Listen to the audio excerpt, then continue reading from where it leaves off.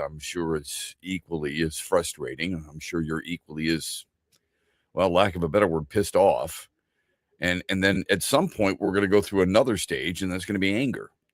Unless you can get to a game 7. Welcome, everybody. Glad you're with us on this Thursday morning here on X's and Bros throughout the state of Michigan. I'm Matt Shepard. Andy McDonald is alongside the Meyer Hotline for your frustration. You almost feel sometimes like you're a psychiatrist. You know, I mean, and rightfully so. I mean, as a talk show host, perhaps some coaches that are associated with the game last night. Meyer Hotline, 866-838-4843. You could text us, Sports Radio 21,000. I understand the anger. The anger is directed toward the referees, okay? And I think for good reason, but it's not the only reason. The frustration has to be with your team.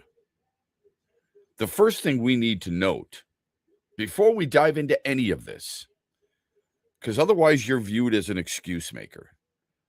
Don't feed me bullcrap that says Detroit versus everybody, that we're super tough, that our mindset is stronger than you, that you're going to have to choke us out in order for us to, get eliminated, all those different things, and then fall conveniently on the referee excuse. And the reason I say that is because you had a 9-point lead with 2 minutes and 37 seconds to play. 9-point lead, 2 minutes, 37 seconds to play. It wasn't the refs who gave up the offensive rebound to James Harden on the free throw. They missed calls, period. It's frustrating. I'm so... But you've got to close the game out when you're up 9 with 2:37 to go. You do. We will dive more into that with you here on X's and Bros. Okay? So they fall to the Pistons 117-111 in overtime. They're now down 3-2. I'm not trying to be a slappy here. I think you know me by now. I don't just say my team's better because they're my favorite team. I think they're coming back. I think they're coming back to game 7. There are concerning trends, turnovers in key situations, failed players in key situations, and the ability to, how do you put this nicely for Cleveland? The ability to gain a whistle. Okay? So, last 30 postseasons, a 9-0 run to end a fourth quarter ties for the largest deficit overcome in the final 3 minutes of regulation. 9-0 run to end a quarter ties the longest comeback with under 3 minutes to go in regulation. James Harden led Cleveland with 30 points. We ripped on him, said he can't dribble, said he comes up weak in big moments. And I think you've got to take it back. You've got to apologize, not that he's looking for it, and you got to recognize, maybe more than anything else, this dude has come to play over the last 3 games. You got to give him credit. Donovan Mitchell and Max Strus each added 20 for the first road win of the playoffs for them. Cade Cunningham led everybody. He had 39, 7 boards, 9 assists. Too many turnovers. I've said that forever. I've said it all season long. Shep, you're a hater. Okay. Not. Just an observer. That's all. Where was everybody in the final 8 minutes of game 5? They had 10 points. They went 4 for 17. 10 points in the final 8 minutes. 10 points and went 4 for 17. The Cavs went 7 of 14 and scored 23. That's in the final 8 minutes. Got to be better. Game 6 is tomorrow in Cleveland. Cavs are unbeaten at home in the playoffs. Cavs also were winless on the road until last night. So things can change. That's number one. Number two, there were a ton of people when the Pistons were down 3-1 to Orlando who thought it was over. Shep, this isn't Orlando. No, you're right. It's not. They've got better shooters. There's no doubt. They're not as good defensively. There's a lot of times people are counting this Pistons team out, and you should be very careful of that. We get very reactionary, and that's okay. I mean, we all do it. It happens. This team has the capability to come back. I don't care about the home court stuff, okay? Enough. Boston had home court against Philly. That it didn't matter. Anyway, we're going to dive into that with you here on X's and Bros. Phone calls are welcome. Texts are welcome. Sports Radio 21,000. Comments in the chat are always welcome. YouTube, X, and Facebook. Minnesota tries to keep their hopes alive Friday. They're going to welcome the Spurs to the Target Center. San Antonio's up 3-2. Speaking of frustration, Tigers lose 3-2 in 10 innings to the Mets. Drew Anderson surrenders the game-winning single to Carson Ben on the second pitch of the at-bat. It's just, I don't know if that's more upsetting or the fact that you couldn't score in your half of the 10th. And I know what people say, bunt him over. You do that if you're the home team. You don't do that if you're the road team. At least that's the way most managers feel.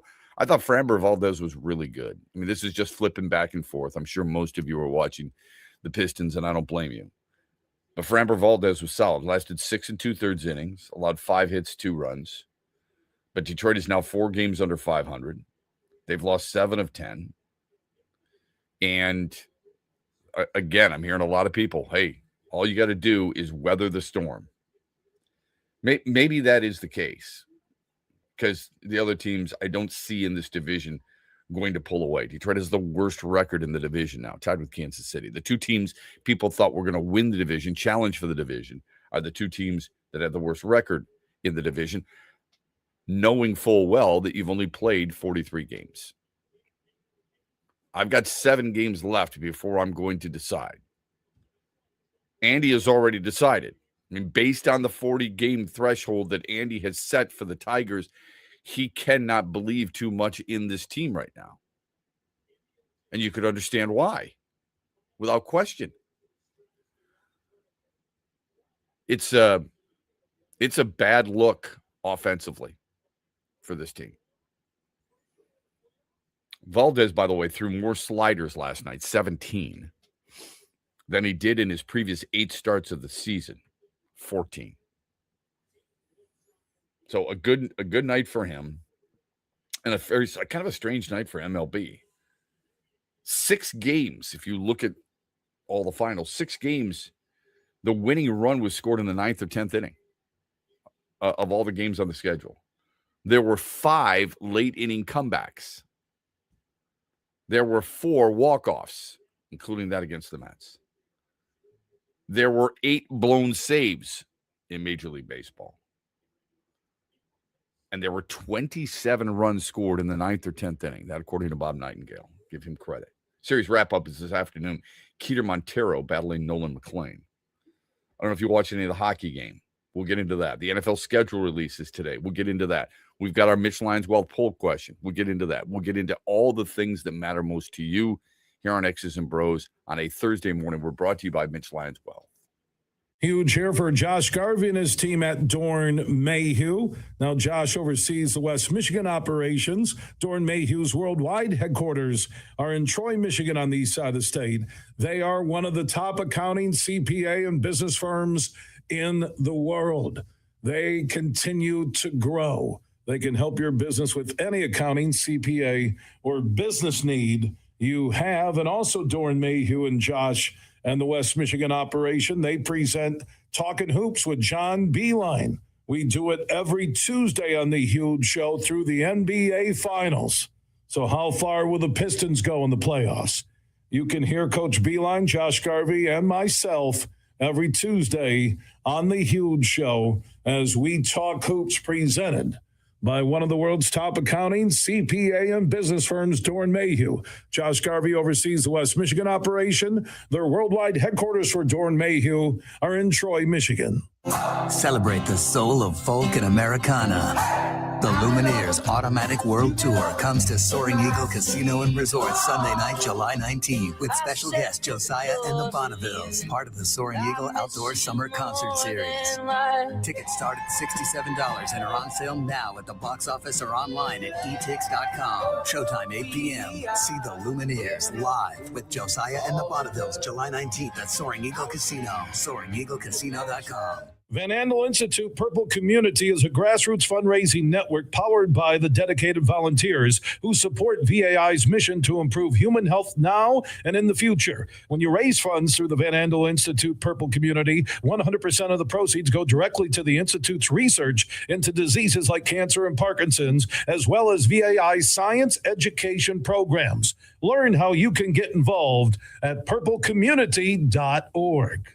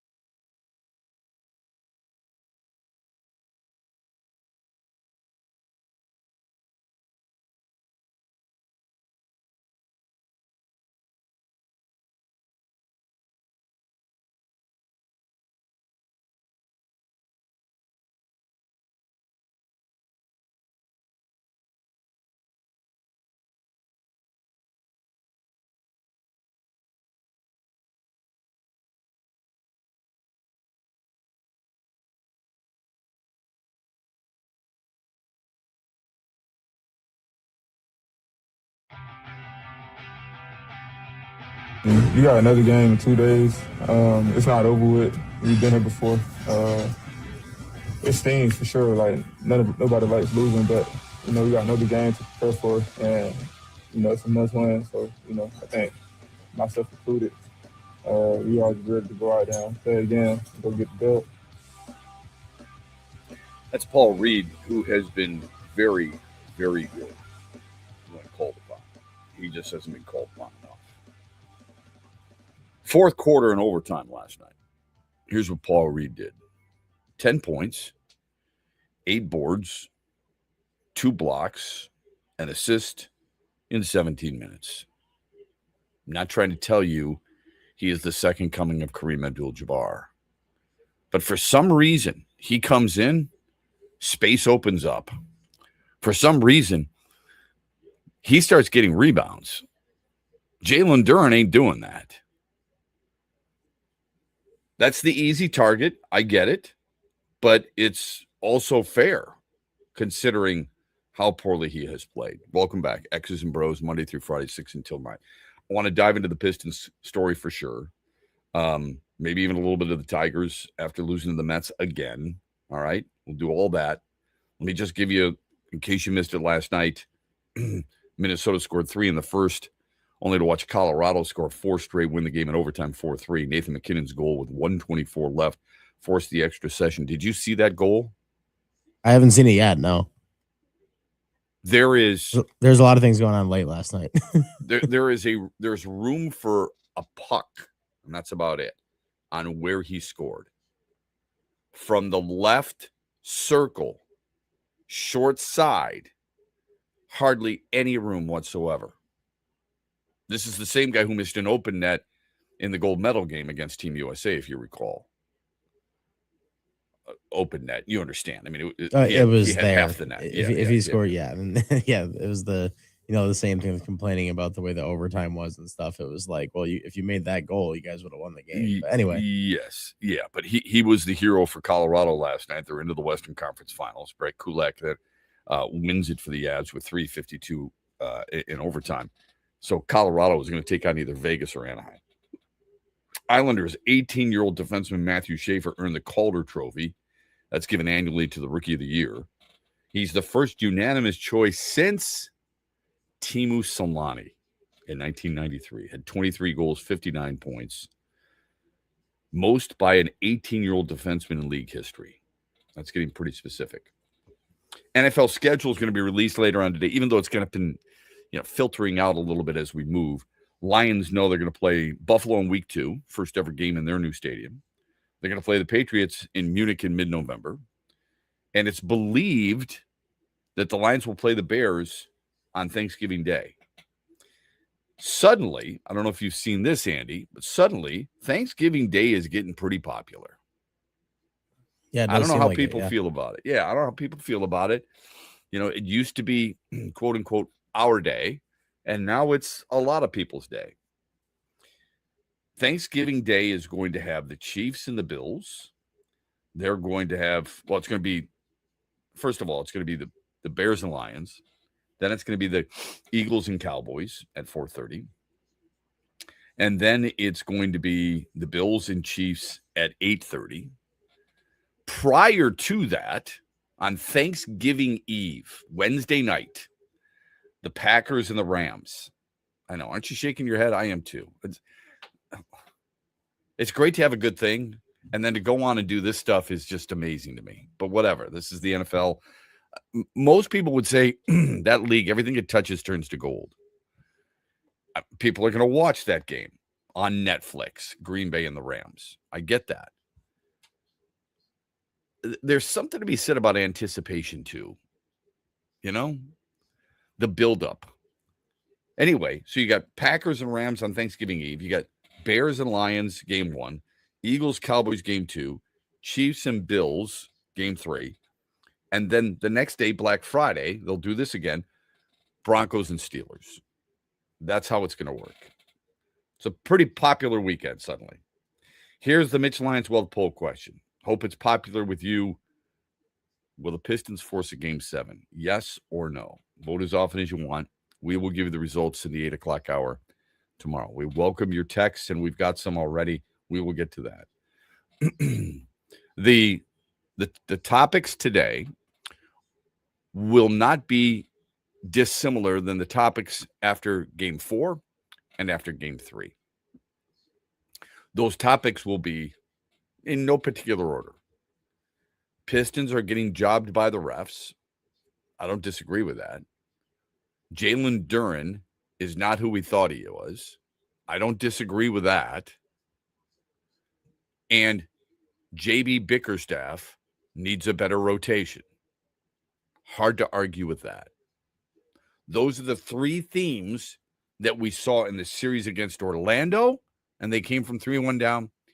And those are the same three themes that we have seen after Game 3, 4, and guaranteed here today.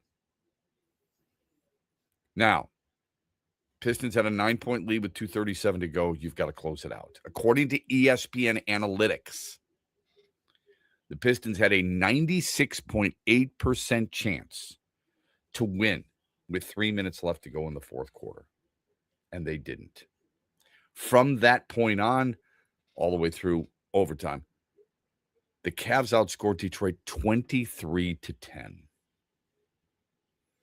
It's not acceptable down the stretch like that. I mean, yeah, and this was, I thought Detroit would go to the Eastern Conference Finals, period. The team that scared me the most was Cleveland. And I've said this on the show, and the reason they scared me is because they have shooters. That's the deepest concern.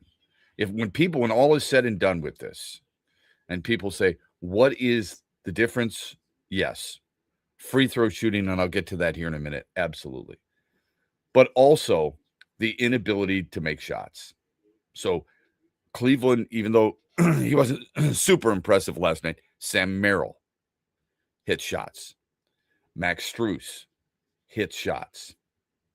Evan Mobley can hit threes. There's your stretch four, right? I mean, if you're going to be a big man in today's NBA, whether you like it or not, these are facts here. You have to be one of two guys. And this is, I think, the frustration people have with Jalen Duren. You have to be one of two guys. You have to be the stretch like Evan Mobley, who can burn you from the outside with three-point shooting, but also is a very good rebounder and a really good defensive player. Remember, he was Defensive Player of the Year.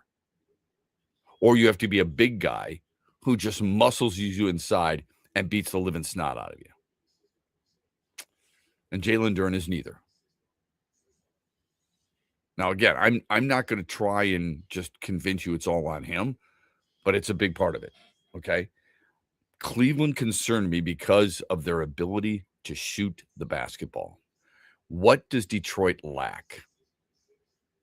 The ability to shoot like that. I mean, you just mentioned Max Strus. He had 6 3-pointers last night, and he chased down 8 rebounds too. So yeah. Hell, Evan Mobley had a couple of big ones. Yeah, huge ones. Like, I mean, we're talking about James Harden a lot, right, Andy? James Harden was 3 of 10 from 3. That's a problem. He was 8 of 21 overall. That's a problem. But whether we like it or not, and I hated it, he got to the line 14 times. You're scoring. You're scoring when you can do that. Yep. Every time the Pistons seemed to be making any kind of run, it seemed like Cleveland would get back to the free throw line again. Right. They made shots. They shot 49%. And they also made 14 threes. Where have we heard those types of frustrating numbers before? So we will get to what one of the referees had to say about the end of regulation. We will get to the free throw discrepancy. We will get to your texts, Sports Radio 21,000. We will take your phone calls, the Meyer Hotline 866-838-4843, and a whole lot more here on a Thursday morning, brought to you by Mitch Lyons Wealth. Dad, here's 3 reasons why we should go to the Meyer LPGA Classic for Simply Give. Okay. 1, you can spend Father's Day weekend with some real golfers. Ouch. 2, it's a good time for a good cause. Foodie fun, family fun, and fun helping feed neighbors in need. And 3. 3, do you really need another reason? Join the fun June 18th through 21st at the Meyer LPGA Classic for Simply Give. Learn more and get tickets at MeyerLPGAClassic.com. Rod Stewart returns to Soaring Eagle Thursday, September 3rd. The Soaring Eagle Summer Outdoor Concert Series with special guest Richard Marx. Tickets start at $71 and are on sale now at the box office and etix.com.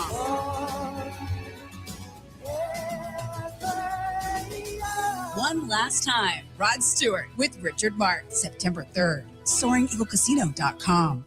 How would you like to watch the Pistons in the playoffs on the biggest TV in Michigan? Well, you can get a huge deal and also get the biggest TV at your local ABC Warehouse store. You can shop online right now at abcwarehouse.com. They have locations all across Michigan. So if you want to watch the Pistons in the playoffs on the biggest TV in your neighborhood, go to your local ABC Warehouse store or shop online at abcwarehouse.com. Farrah's Coffee has been family owned and operated for over 100 years. Its popular Den Blend and Dark Roast is more than coffee and more than the official coffee of the Detroit Lions. It's a call to rise. Farrah's Coffee and the Lions are the perfect match. They embrace those who show up early, cheer loud, and never back down. Den Blend is perfectly roasted in Grand Rapids and provides the ultimate fuel for fans who wake up and roar. Whether you're tailgating at the game or cheering from your couch, Den Blend is your go-to coffee for your game day ritual. Coming up later today at 3 on the Huge Show on the Michigan Sports Network, I'll deliver huge opinions on everything you're talking about.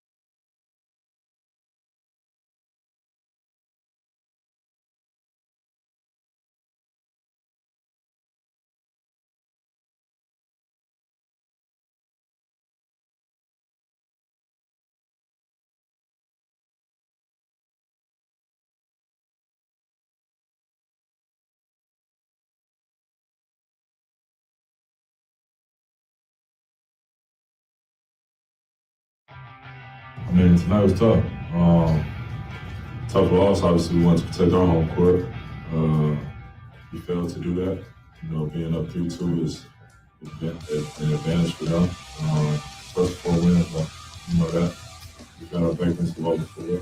And at the end of the day, I mean, if we can't win a game on the road, how far are we really going to get in the playoffs? How far are we going to get in this league? So, got to go win a game on the road. That's what we're going to do. It's Cade Cunningham following his 39-point performance last night, 39 points in 48 minutes. He did everything he possibly could. Yeah, 6 turnovers. I get it, but 9 assists, 7 rebounds. I don't know how you can't point a finger at Cade Cunningham. That would be really hard. There were some key plays, especially in late in the fourth, that nobody really played all that well. But if you're going to look at it, Dennis Jenkins was really good. If you look at a plus minus, the best player was Isaiah Stewart, but he only played 11 minutes. Paul Reed had 10 points in 17 minutes. In other words, in 28 minutes, they got 18 points and 10 rebounds from their big. But Jalen Duren played 25 minutes, had 9 points, 5 boards. He had 4 assists. I mean, this is what's happening in this town, and this is part of the reason why people are unlikely to believe in him. We have asked who is the Robin for this team. If there's a Batman, and there is, it's Cade Cunningham. Who's the Robin? We don't have an answer to that. The belief was because Duren was an all-star, and deservedly so, because he might be an all-NBA selection, and you could make the case for that. Because of all that, the assumption was he was the Robin. And it's pretty obvious in the playoffs that he's not. I don't care how you feel about him, and I think you know how I feel about him, that I think he's a good player. You can't defend what he's doing in the playoffs right now, and it's really hard to justify him playing 25 minutes.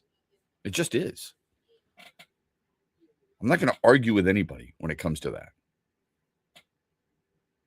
There comes a point in time in everybody's lives where they have defended certain things and they just can't do it any longer. I mean, it's a convenient time, I've said you're going to judge him on 12 playoff games instead of, 70 regular season games. When the stakes are higher and when things are different, what's your ability to adjust? He has not been able to adjust.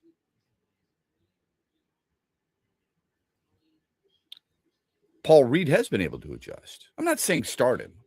He just warrants more consideration. Why he didn't get in until the fourth quarter, I have no idea. But J.B. Bickerstaff talked about Paul Reed after the game last night. Listen to this. Again, I just thought, P. Reed gives us that spark. He's always ready when the moment calls for it. Through that point, I thought we had done a pretty good job. They made their run, and P. Reed is, a run stopper for us. So having him as a weapon is good for this team. There's the explanation that he's had to give numerous times. Funny now. Yeah. Yeah. People are constantly asking that. Do you think series have themes? Me too. Yeah. I mean, series have, there's a way it plays out. It's kind of like a book because these two teams know one another, played each other 4 times during the regular season.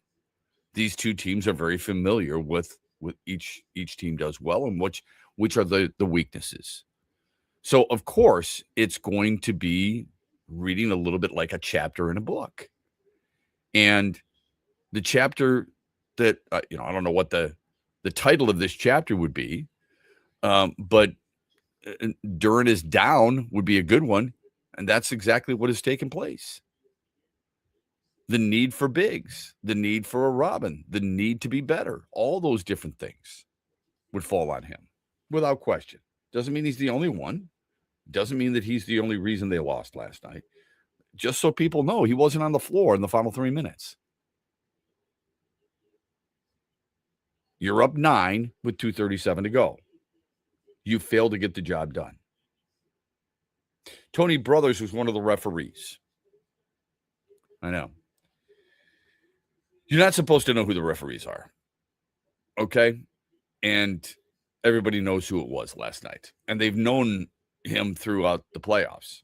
Not just because he's done it for a long time, but because of some questionable calls and questionable non-calls. The questionable non-call of Jared Allen tripping Asar Thompson at the end of regulation, that was pretty blatant, and there was no call. And then in overtime, you get a turnaround Tobias Harris foul where he leans in, barely. Touch foul on the left wing with Cleveland moving left to right.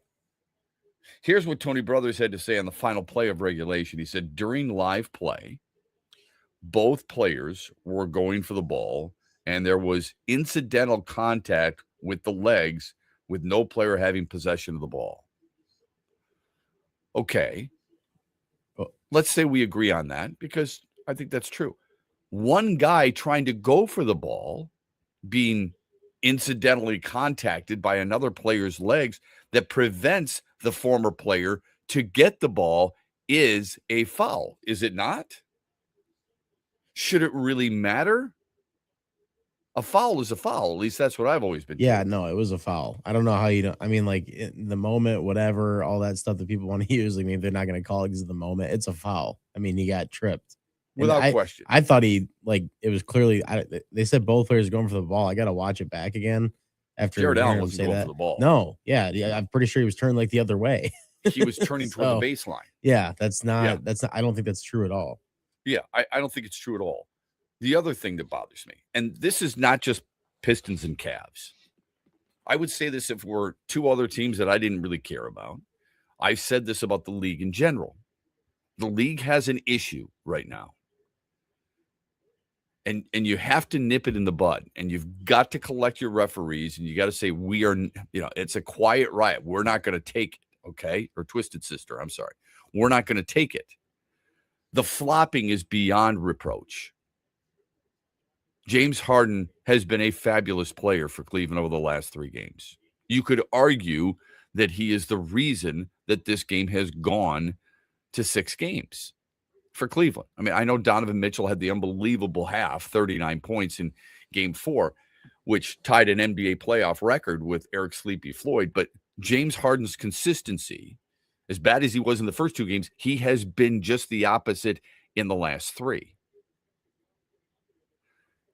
His jumping into a player while shooting and gaining a whistle is getting ridiculous. Everybody can admit that, I would think. It's 100% baiting, man. He's without a doubt going for it. Like, I mean, every time. And the fact they finally didn't call it towards the end there because he made it so obvious. It's like, why was that different from the first 2? And even with 2 shot attempts, not just 3s, he's just falling down all the time, and it's getting ridiculous. Now, this is where people, how would you describe Cleveland? Let me ask you that. If you're a Cleveland Cavaliers fan, or if you're an NBA fan, and somebody says fork to nose, describe the Cavaliers. I'm saying they're a jump shooting team. Evan Mobley's a stretch 4. Donovan Mitchell, he'll deck it and drive it. James Harden, he'll try to lull you to sleep, rocking the dribble back and forth, but he's a guy who's a jump shooter, right? Strus is absolutely a jump shooter. They are a jump shooting team. How many of those guys? Sam Merrill's a jump shooter. Dennis Schroeder, for the most part, is a jump shooter. Dean Wade is a jump shooter, even though he didn't score last night at all. Did virtually nothing. The physical presence inside is Jared Allen. All right. Mobley, too, because he's a really good rebounder. But for the most part, he's not afraid to drift out around the perimeter. They're a jump shooting team. Compared to Detroit, they are a jump shooting team. How does a jump shooting team go to the line more often than the team that is all about the paint and decking and driving and things of that nature? It's a really good question. I mean, I'm not the kind of guy that ever blame it on fouls for like why a team loses, and I still don't. I guess guess you wouldn't say. I mean, at the end of the day, the Pistons had the lead they had in the last 2.5 last night and blew it. But man, I mean, last night it was like seeing it back-to-back games like that with how it went in Cleveland too in Game 4. It kind of felt like it was like, man, this is really starting to play a role in this series the way they're calling it. Let me just give you some numbers that are associated with it. Before I do, would you agree this is a close series? Not just because it's 3-2, but I mean the way the two teams have played one another. Yeah, for sure. I mean, really, I mean, there have been big runs by teams. it's been runs a lot. Yeah, by both, I feel like. Detroit had a 12-0 run last night. There have been big runs by teams. They've built big leads, but teams have come back in this series too, right? Is that fair? Yeah, for sure. And all 5 games, there hasn't been one game where you look at it like this game is over before it even starts. Am I wrong there? What am I missing when it comes to that? Game 1, Detroit beat them by 10. Game 2, Detroit beat them by 10. Game 3, Detroit lost by 7. Game 4, Detroit lost by 9. And then last night in overtime, they lose by 4. 10 points is a blowout? I don't think so. The way the games have gone, I would argue this has been a close series. If that's the case, since Game 2, since Detroit won Game 2 and was up 2-0, and Donovan Mitchell and Kenny Atkinson both complained about the lack of whistles for their guys. The Cavs had 127 free throw attempts. The Pistons have 74. In the last 4 games, here's the free throw attempts. Cleveland, 38-20. Cleveland, 34-12. Cleveland, 28-22. Cleveland, 27-20. I'll give them credit if they're the physical team and if they're the more aggressive team. You know that's not how that works because we've already established they are a jump shooting team for the most part. The physicality that Detroit tries to implore and have always done that all season long is not getting rewarded. Now, that doesn't excuse that the Pistons committed 4 shot clock violations in the fourth quarter, which is, by the way, the most by any team in the fourth quarter in the playoffs in the last 5 postseasons. All right. It doesn't excuse the turnovers. Unfortunately for Cade Cunningham, he's racked up, 22 turns in the Eastern Conference semifinals before last night. In fact, after having 6 turnovers last night, he has 10 straight games with at least 4. That is the longest streak in the playoffs since turnovers were first tracked in 1978. That's a problem. Now, I said before, look, I'm not going to put it on Cade Cunningham. I'm sure the 6 turnovers were bothersome. But, look, he's accounted for almost 50% of Detroit's points in the postseason so far. Think about that for a minute. Points created for him, it's more like 45%. Sorry. For him, he's created over 47 points per game. The Pistons average 104. That's impressive. One guy accounting for that many. No, it's pointing a finger at Cade is tough, but I do think he would be the guy to tell you. I think it was in overtime last night, just like when Max Drew stole that ball from him off the end. Yeah. I mean, that came back to haunt him in the end with the way the free throws went and everything towards the end there, because if they don't get that free 2 points basically off that steal, it makes a huge difference in that game. So I feel like, it's just the little things like that get at people. But at the end of the day, it's not like he's the top reason that this isn't going their way. Yeah. I mean, I think you're really, that's low on the totem pole. Yeah, for sure. You can talk about, blowing a lead. You can talk about Duren.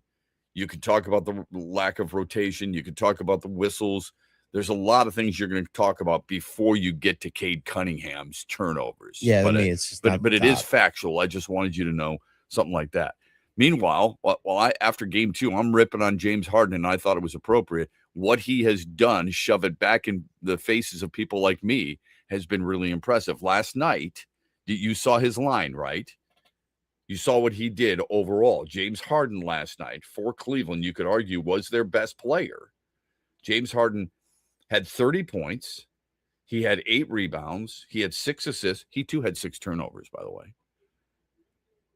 He had a steal and he had 3 blocks. He was a plus 11 for his team last night. He is that's a really impressive line for a guy like that. And so much so that he's the first Cavs player to have that line in a playoff game since LeBron James did it in 2016 in the NBA Finals against the Warriors. That was game 6. That's James Harden helping his team. Really impressive. Really impressive. I know we got some texts coming in. I want to make sure we get to those. All right. I want to, the whistles, in case people are wondering, because this is something that I think is going to be a theme throughout the day. I'm sure Huge will talk about it later on this afternoon. Remember this. This is not unique to just the Pistons and Cavs. I read an article the other day that NBA refs are calling 11% more personal fouls per game in the NBA playoffs than they did during the regular season. I'll read that again.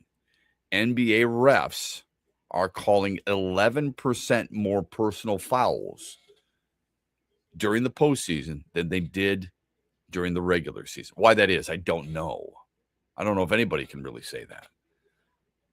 We do need to remind people that these referees get judged on a regular basis too. And I hope they are. And I hope they're going through these calls with a fine-tooth comb. And I don't care how long they've been around, okay?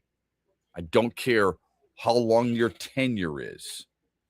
You can still make the mistakes, and you should be still called out for them. If you're going to, Tony Brothers making that call on Tobias Harris on the left wing with James Harden trying to go close to baseline on him. And there was barely a touch. Might have been a touch on the arm. But a willingness to call that and an unwillingness to call so many of the others, to me, is inconsistent. I'm not saying it wasn't a foul. I'm just saying you got to be consistent with stuff. That's all players will ever ask you. Players don't care if that's not a foul. As long as you're going both sides in that regard, they don't care. Same thing in the strike zone. They just want consistency. So they know when they dig in the box, they know what they can look for. So they know in basketball, when you're on the floor, you know how hard you have to play through something, or you know the consistency of what's about to take place. That's what they ask for. You're not getting that right now, unfortunately. We'll get to some of your texts, fortunately, when we come back here on X's and Bros on a Thursday morning, brought to you by Mitch Lyons Wealth. The stock market goes up and then it goes down. It's fine while you're saving for retirement, but as you get closer to retirement, it can cause stress. Mitch Lyons here, founder of Mitch Lyons Wealth. In my NFL days, this season could be a real roller coaster and a lot of fun, but roller coasters in retirement aren't as much fun. Do world events have you wondering if your retirement is safe? Will your money last even if the stock market were to take a dive? Have you had your retirement account stress tested to see what kind of risk you're actually taking? Let's not leave your retirement to chance. Hope is not a plan. Contact the pros at Mitch Lyons Wealth today and put us to work for you. Let's ensure your plan works even if the stock market doesn't. Text PLAN, P-L-A-N, to 844-867-8335. That's PLAN to 844-867-8335. MitchLyonsWealth.com, your best game plan to protect, grow, and win retirement. Investment advisory services are offered through MLW Advisory Services, LLC, DBA Mitch Lyons Wealth, a registered investment advisor. Mitch Lyons here, founder of Mitch Lyons Wealth, where we create your best game plan to protect, grow, and win retirement. I'm here with Tiger legend Kirk Gibson, who we are proud to support and partner with on the newly opened Kirk Gibson Center for Parkinson's Wellness. Thanks, Mitch. We appreciate your support, and we are excited to have recently opened the center in Farmington Hills. It provides exercise therapy and educational programs that are helping the Parkinson's community. Just like Mitch Lyons Wealth helps improve the quality for their clients' retirements, this center helps improve the quality of life for people with Parkinson's. And Gibby, the best part of all is that access to the center is available to the Parkinson's community free of charge, right? That's right, absolutely free of charge for people with Parkinson's and their care partners. You hit a couple of the most famous home runs in Major League history, Gibby, but I feel that your greatest hit will be the positive impact the Kirk Gibson Center is making in the fight against Parkinson's. Mitch, since my diagnosis, I get up every day and focus on winning that day. This center encourages others to do the same. Awesome, Gibby. To learn more, go to kirkgibsoncenter.org. Dad, here's 3 reasons why we should go to the Meyer LPGA Classic for Simply Give. Okay. 1, you can spend Father's Day weekend with some real golfers. Ouch. 2, it's a good time for a good cause. Foodie fun, family fun, and fun helping feed neighbors in need. And 3. 3, do you really need another reason? Join the fun June 18th through 21st at the Meyer LPGA Classic for Simply Give. Learn more and get tickets at MeyerLPGAClassic.com. Farrah's Coffee has been family owned and operated for over 100 years. Its popular Den Blend and Dark Roast is more than coffee and more than the official coffee of the Detroit Lions. It's a call to rise. Farrah's Coffee and the Lions are the perfect match. They embrace those who show up early, cheer loud, and never back down. Den Blend is perfectly roasted in Grand Rapids and provides the ultimate fuel for fans who wake up and roar. Whether you're tailgating at the game or cheering from your couch, Den Blend is your go-to coffee for your game day ritual. What's up, Michigan? You're listening to Shep. Don't forget the huge show later today at 3 on the Michigan Sports Network.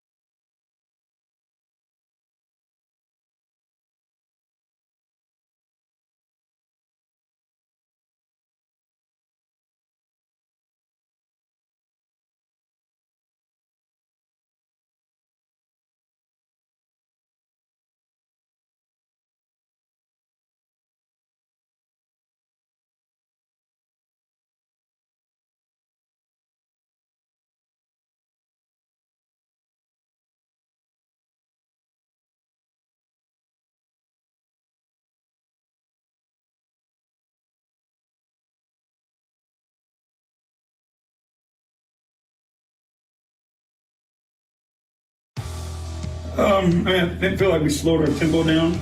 Started playing in the half court. Thought we had success when we got out in transition. We got stops and we were able to get out and run. And then they started doubling and, getting the ball out of Cade's hands. So, we'll find ways to fix it. We'll do better. Do you believe much JB Bickerstaff on his team not being able to close the deal? Do you believe there are certain points in a game where things change between two teams, where there's a quote-unquote momentum shift, where you've got a dagger, right? That's a great line. There's the dagger. We hear it in basketball all the time, right? Okay. If you believe in that, you're up 9 with 2:37 to go. You get a 97% chance of winning. How do you not finish that? And before people say, your superstar has to be your superstar at that moment, Cade Cunningham is getting double teamed.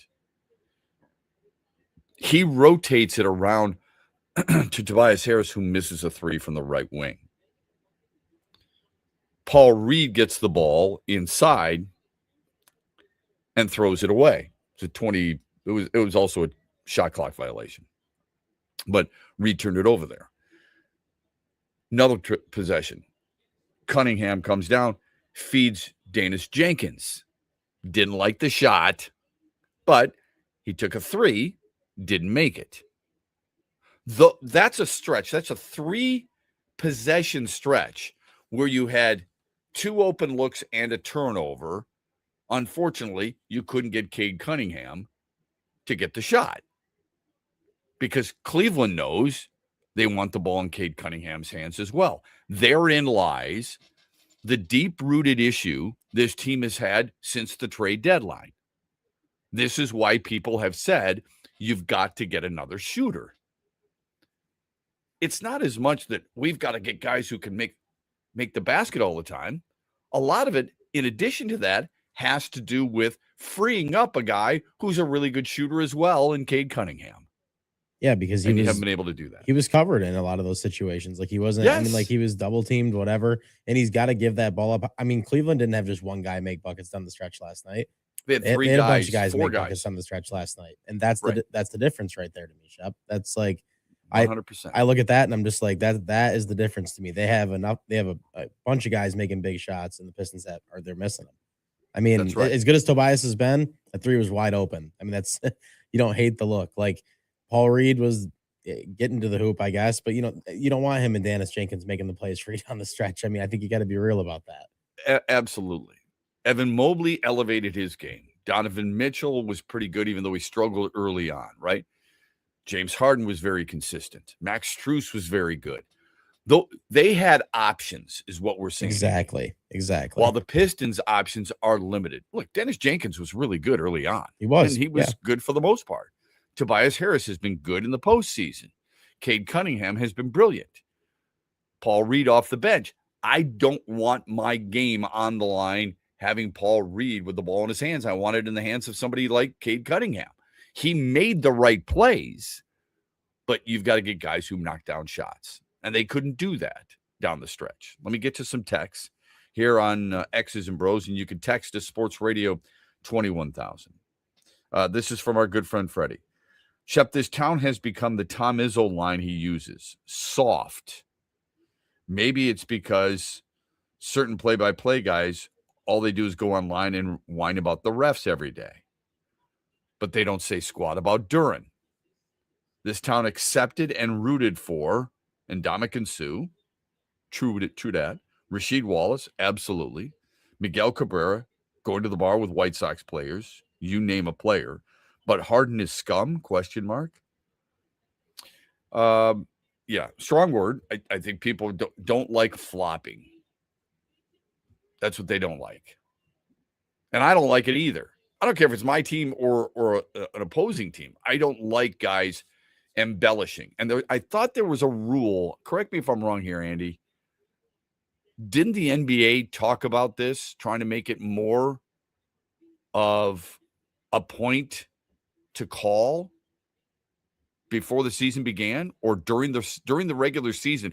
There was a point where the NBA was talking about that. Yeah, you're not wrong at all. They definitely did. Okay. Yeah, I thought so. But if Harden is on the team with Schroeder helping Cade because he clearly needs it, then you as a Detroit fan would tell the world. Well, of course, but that's the way it is all the time. You didn't like Bill Laimbeer while he played in Cleveland, but you liked him when he came to Detroit. You were probably upset about Rick Mahorn when he played for the Bullets, but when he came here, you loved him. That's not uncommon. That happens to every fan base. As soon as that guy comes back to burn you, then you don't like him. Unless they're a superstar. Superstars, no matter what. Like I can't figure out for the life of me why anybody would cheer LeBron James, wear a LeBron James jersey, and you're a Detroit Pistons fan. Blows my mind. After what he did as a Cleveland Cavalier, after all the faking of falling down, the dude's 6'8", 250 pounds, and you touch him on the field of play or on the court of play, and he falls over. And, like 3 guys have pushed him at the same time. It's ridiculous. But people, for some reason or another, when he comes here with whatever team he's playing, people love him. But they're going to hate James Harden for what he did last night. That, to me, it's so convoluted. I'll say it again. You put Harden on this team, the series is over.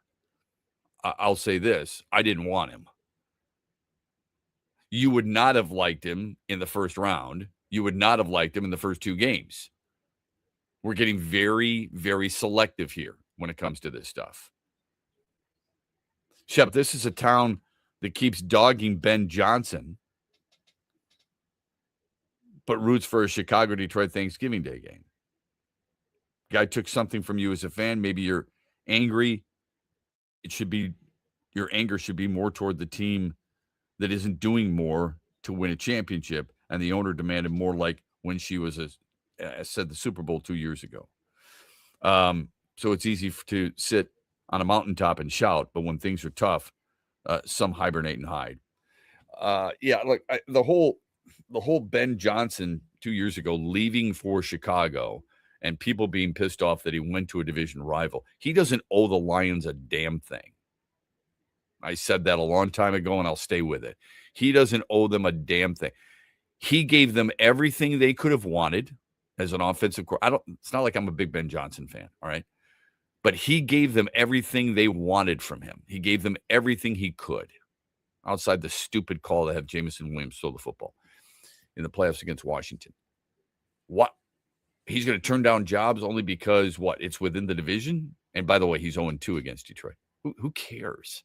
I don't know why people would feel that way. I was blown away that people have that attitude. I don't mind him being a head coach, but he shouldn't take a job within the division. Oh, I see. So any team that within the division you're not going to interview for? No. Did you have that feeling about Dick Duran when he went to Chicago? I mean, at the end of the day, you got to take the job. I don't understand why you wouldn't as an assistant coach. He made the decision to make Lions fans upset at him, because you got to know going to Chicago that, of course, people are going to be upset about that. Does he care though? No. So why should he? No, exactly. That's my gosh. Yeah. You're in sales and you're selling, whatever. And your competition, you're selling medical sales, and your competition says, you're working for a company, but Stryker comes in out of Kalamazoo and says, we want you. You're not going to take that because it's the competition? You would never do that. How come we don't have that opinion about players? We didn't have a problem with David Montgomery leaving Chicago to Detroit, did we? I'm pretty sure he got a standing ovation. So I never understood that. Let me see here. Shep, Charles Barkley says it every night. Cade needs help in a big way. He passes and shoots all the time. No one helps him. Okay. I that's fine. I don't need Charles Barkley to tell me that. I think everybody recognizes that pretty quickly. Who says P. Reed, Shep? It sounds so odd. Yeah, I don't know anybody who says P. Reed. I know they call him P-Ball Paul or Ball. B-Ball right? Paul. B-Ball Paul, yeah. You and me in nicknames. You know how I feel about that.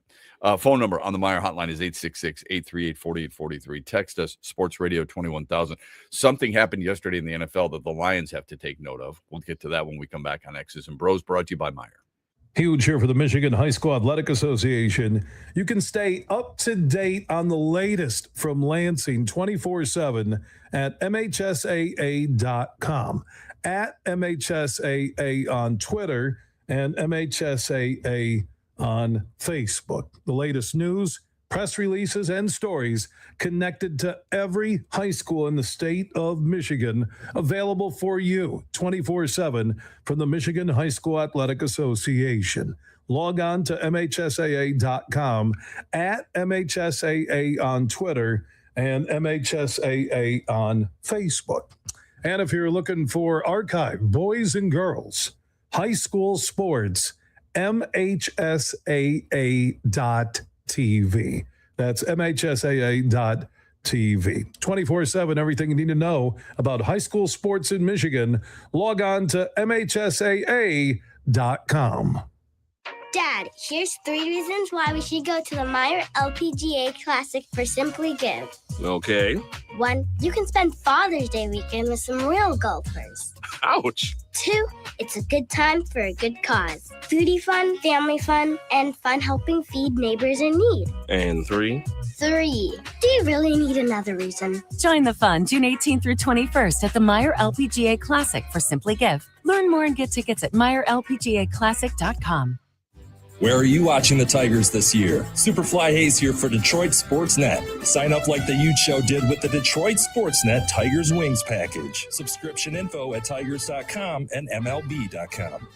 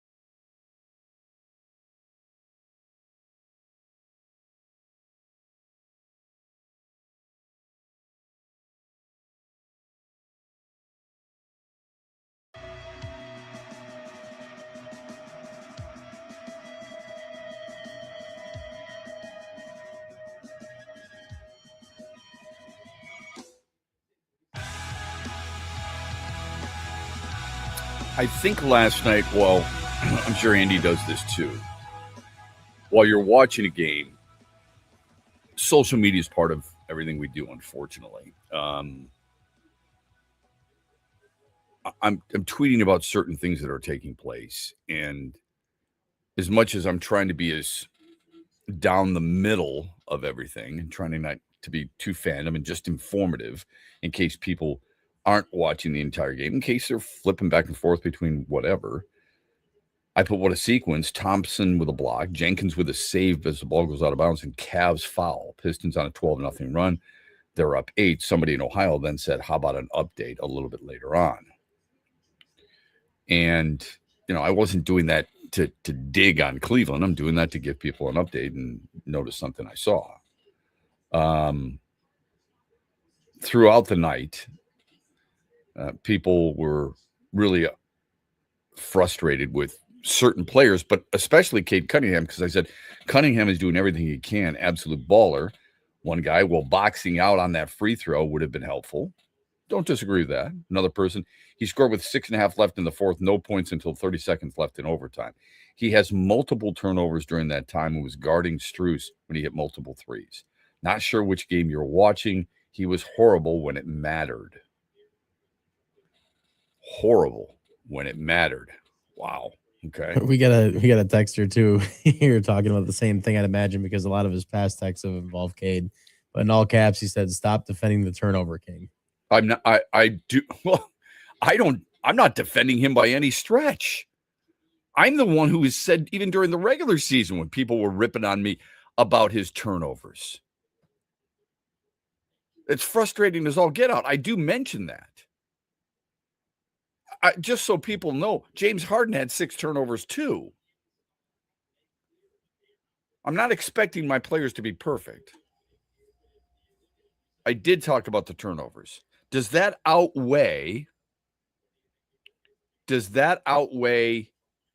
the ability to, or his ability to make others better and to score the way he does? As I mentioned before, it's the reason I said this. He is accounted for over 45% of their points. Him alone. I mean, it's really hard to do. I'm going to blame him for the turnovers, but can we also admit they don't beat Orlando without him, and they sure as hell weren't up or even without him against Cleveland? I have no problem with you complaining about the stars of teams. Okay. Jahmyr Gibbs fumbles. You should understand that. People in Baltimore, Lamar Jackson throws a pick, fumbles the ball in the playoffs 2 years ago. You should criticize him. I'm not suggesting that's not the case. Kevin McGonigal happens to make an error. Okay. If you're going to do it, I say this all the time. If you're going to do it for a guy like Spencer Torkelson, you do it for a guy like Kevin McGonigal. And I get that. But somebody actually sent back, laugh out loud. He's a complete no-show down the stretch. Another person. Cade lost the game. Failed to box out on the last free throw. His primary opponent hit 8 times. Wow. Somebody tried to defend me saying he's getting triple teamed. Another person said he's not getting triple teamed. I don't understand how you don't think he's getting double and tripled and everything else if you're watching the same game. Like he almost had no space at the end of that game last night. Would you like to see him, work around it and take the shot because he's, supposed to be the superstar and everything? Sure. But sometimes, again, I pointed to it earlier, like Cleveland had other guys make shots for them last night. You have to have more than one guy. You just do. It's not how it works. You're not a no-show down the stretch if you're feeding your teammates the basketball and they get an open look. That is helping your team. Yeah, when they're wide open. That's. You got to get him the ball. I don't know what else he's supposed to do. Imagine if those guys made their shots more consistently and Cade had more one-on-one chances. I'm sure he'd be able to show more of his ability off. Yeah. Without question. Real quick, just to divert. I don't know if you saw this, but Devon Achane, did you see his recent contract extension? Did not, no. 4 years, $68 million. Wow. Yeah. Miami if is if you're the agent for, even if it's not Jahmyr Gibbs, let's say it's Bijan Robinson. If you're the agent for either one of those, what's the contract you're looking at? Saquon Barkley, that is tough, average man. per year is $20.6 million. Christian McCaffrey's averaging 19. Derrick Henry's averaging 15. Kenneth Walker's averaging 14. 4 into 68. I'm no mathematician here, but that's another $17 million. Okay. That's deep. It's a lot for a running back. Devon Achane's great for that team. Don't get me wrong, but yeah, he's a good player, but yeah, that's crazy. I don't. He is now the third, but by average year with that extension, he would be third in the league among running backs behind Barkley and Christian McCaffrey. That's something else. I know so you're gonna have to. That's a crazy number. Yeah. Right. I got another text for you here, Shep. Fire away. From John and Shepard. He says, I used to be a huge NBA fan. I quit watching because the actual fouls seem to not be called, and touch fouls and flops or make it hard to watch. I tried to watch again last night and had to turn it off for that reason. We'll always cheer the Pistons, but just can't watch it. I'm with you. I understand that, John. I do. I respect it. I think you're missing out on some good things, but I'm not going to sit here and tell you you've got to watch this. I don't think it's necessarily must-watch television. I watch it because obviously we're going to talk about it first and foremost, but also because I was flipping back and forth between that and the Tigers game and the Colorado Avalanche game. So I just had it going left and right, and my wife is sitting here, can you pick a game? I said, no, I can't. When it comes to a commercial, I want to see what else is going on. Seriously, that's a different story when you look at the Tigers. I don't know if I don't even know if it matters that much. I just feel like it would matter more if the Pistons weren't playing. That's really the truth. Yes. People would be talking about it way more. Like I was laughing. My my friend's mom the other day said to him, "Aren't the Pistons usually done? Why are they playing so late in the season?" That's how long it's been since it's been like this deep in the year. Well, last night, in case people missed it, Riley Green went 3 for 5. There was a time earlier this year where people were pissed off at Riley Green too. They wanted him gone. They don't think he's very good. We saw it on social media. How come he's not coming through? How come he's on a 23 game on base streak? All right. He had the 2-run single in the first. That extended the on base streak to 23. Meanwhile, Kevin McGonigal went 1 for 3 with 2 walks. So he's on base 3 times last night, meaning he's now the first Tiger in history with at least 45 hits, 24 walks in his first 40 big league games. He's just the second Tiger in franchise history at age 21 years or younger to grab 45 hits in his first 45 major league games. The other is Travis Fryman. On top of that, the negative side of these things, because they lost again last night, Spencer Torkelson, since his 5 home run week, remember, he homered in 5 consecutive games, and people thought, well, he's back. I said it can go up, it can go down. He is 7 for his last 50 with 23 punch-outs. It's tough to gain trust and respect from fans when you're being that inconsistent. Text line is Sports Radio 21,000. You can call us on the Meijer hotline, 866-838-4843. Glad you're with us on a Thursday morning. Brought to you by Meijer. Huge here for the incredible Crystal Mountain Resort in Thompsonville, Michigan.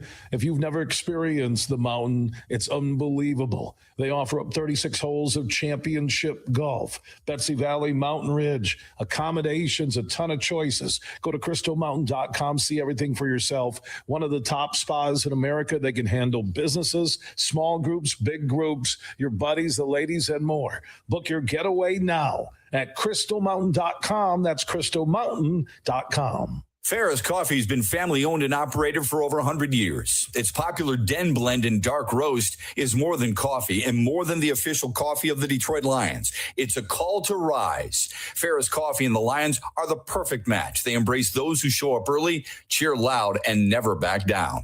Den Blend is perfectly roasted in Grand Rapids and provides the ultimate fuel for fans who wake up and roar. Whether you're tailgating at the game or cheering from your couch, Den Blend is your go-to coffee for your game day ritual. Rod Stewart returns to Soaring Eagle Thursday, September 3rd. The Soaring Eagle Summer Outdoor Concert Series with special guest Richard Marks. Tickets start at $71 and are on sale now at the box office and etix.com.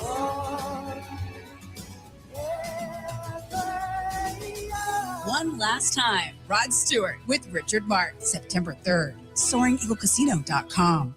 Van Andel Institute Purple Community is a grassroots fundraising network powered by the dedicated volunteers who support VAI's mission to improve human health now and in the future. When you raise funds through the Van Andel Institute Purple Community, 100% of the proceeds go directly to the Institute's research into diseases like cancer and Parkinson's, as well as VAI's science education programs. Learn how you can get involved at purplecommunity.org.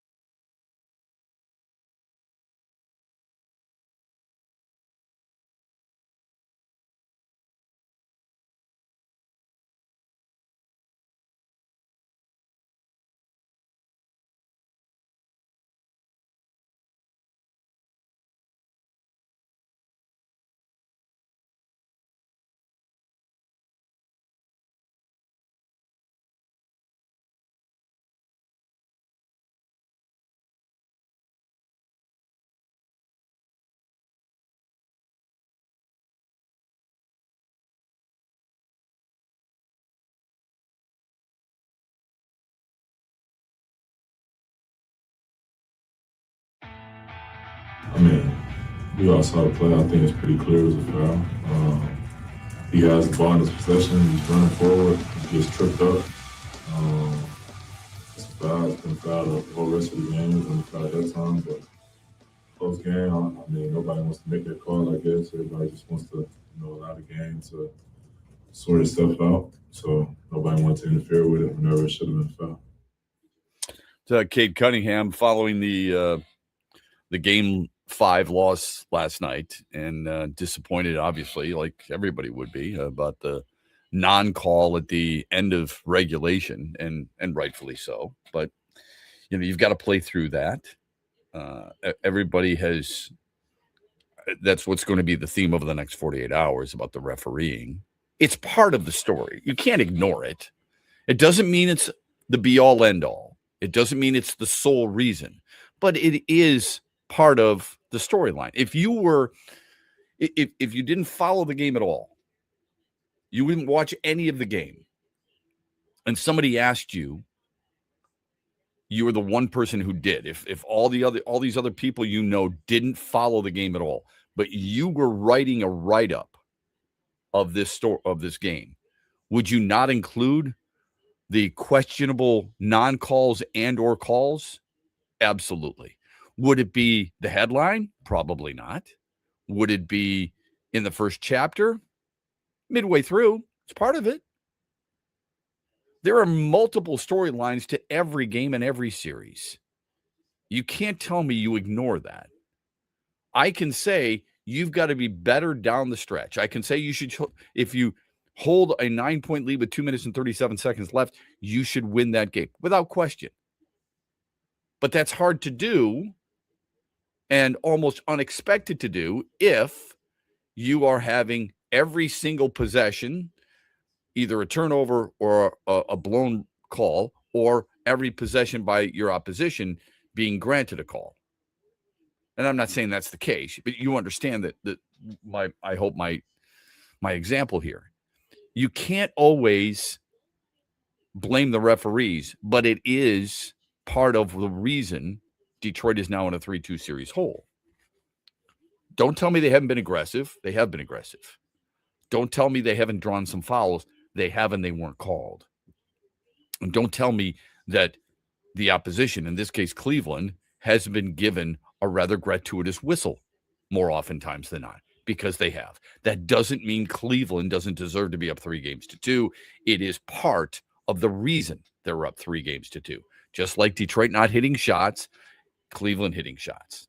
But if you and I can both agree that there are certain statistics that jump out at you, whether it be field goal percentage, triples made, turnovers to assist ratio, turnovers to field goals made, assists to turnovers, field goals made, and free throw line appearances. You can get points in a lot of different ways. Hit twos, hit threes, and get it from the line. If that team, the opposition, is hitting more threes, kudos to them. Poor for you on your defense. But if they're getting to the line more oftentimes than you are, and that is a consistent theme, and that is something that you cannot deny, then at least it is part of the story. Over the last 4 games, Cleveland has 7, 6, 22, and 18 more free throw attempts than the Pistons do. If you're not one of those people who, I'm not going to blame the referee, that's fine. You're going to blame it on something else? Okay, I'm willing to listen. But the free throws are part of the storyline, plain and simple. I mentioned this yesterday. Troy Melton had a rehab assignment, all right? Just so you know, he threw a little bit more than 2 innings, 2 hits, no runs, 2 walks, 3 strikeouts. He threw 54 pitches, 33 were for strikes. He had 10 whiffs. His fastball averaged 96 miles an hour. He'll have another rehab start probably early next week and throw roughly 70 pitches or so. So he's getting closer, which is great news. You'd like to stay close in the division. I understand that. You should, and I think you'll be able to. How far is close? Look, I mean, you could be I don't know if you could be. Baltimore's 9 games back. That's deep trouble because of how good Tampa and the Yankees are playing. If Detroit were 9 back, I wouldn't be overly concerned that they wouldn't be able to catch a team like Cleveland. Chicago's now ahead of Detroit, which is mind-blowing. They're playing 500 ball. You sure don't want to be in that situation. Things would have to drastically change for you to get out of that situation. But because of the division the way it is, it sure wouldn't freak me out by any stretch. I just don't think they're a very good baseball team right now. I expected them to win the division almost by default and because of their pitching. Every team has flaws. You look at all the teams in our market in Detroit, and you think, the Lions have problems covering receivers. Okay. Hopefully that changes this year, but that's their weakness. The Pistons don't have shooters. Tigers don't have a lot of, outside of, Green and McGonigal. How many guys do you really trust at the plate in tight situations? Like a couple of years ago, you would have said Kerry Carpenter. Besides being hurt, his season this year, not so good, right? There are too many glaring weaknesses that this team has exposed itself to us for us to recognize that, yes, they can overcome all this. I think it's that bad right now. It's just, you're leaving too many men on base. You're having wasted at-bats, not good at-bats, not battling in certain situations. And on top of that, A.J. Hinch is losing his temper over, the on-deck circle last night, which is, a sideshow in its own. The Mets are complaining that they can't see the pitch clock time because you have times in a certain part of the ballpark. Sure, it's behind the pitcher. That's for the catcher. The pitcher is able to look forward and see. It's sort of like a snap clock in football. Okay. You got the game clock, but you also see the clock where you've got to hurry, break the huddle and get to the line of scrimmage and snap the ball. Hurry, hurry, hurry, right? You hear the guys clapping all the time. Same thing in baseball. You're looking at the pitch clock and you're saying, I've got to get this underway. I can't see it because the guy's standing in front of it, swinging a bat left and right on the on-deck circle.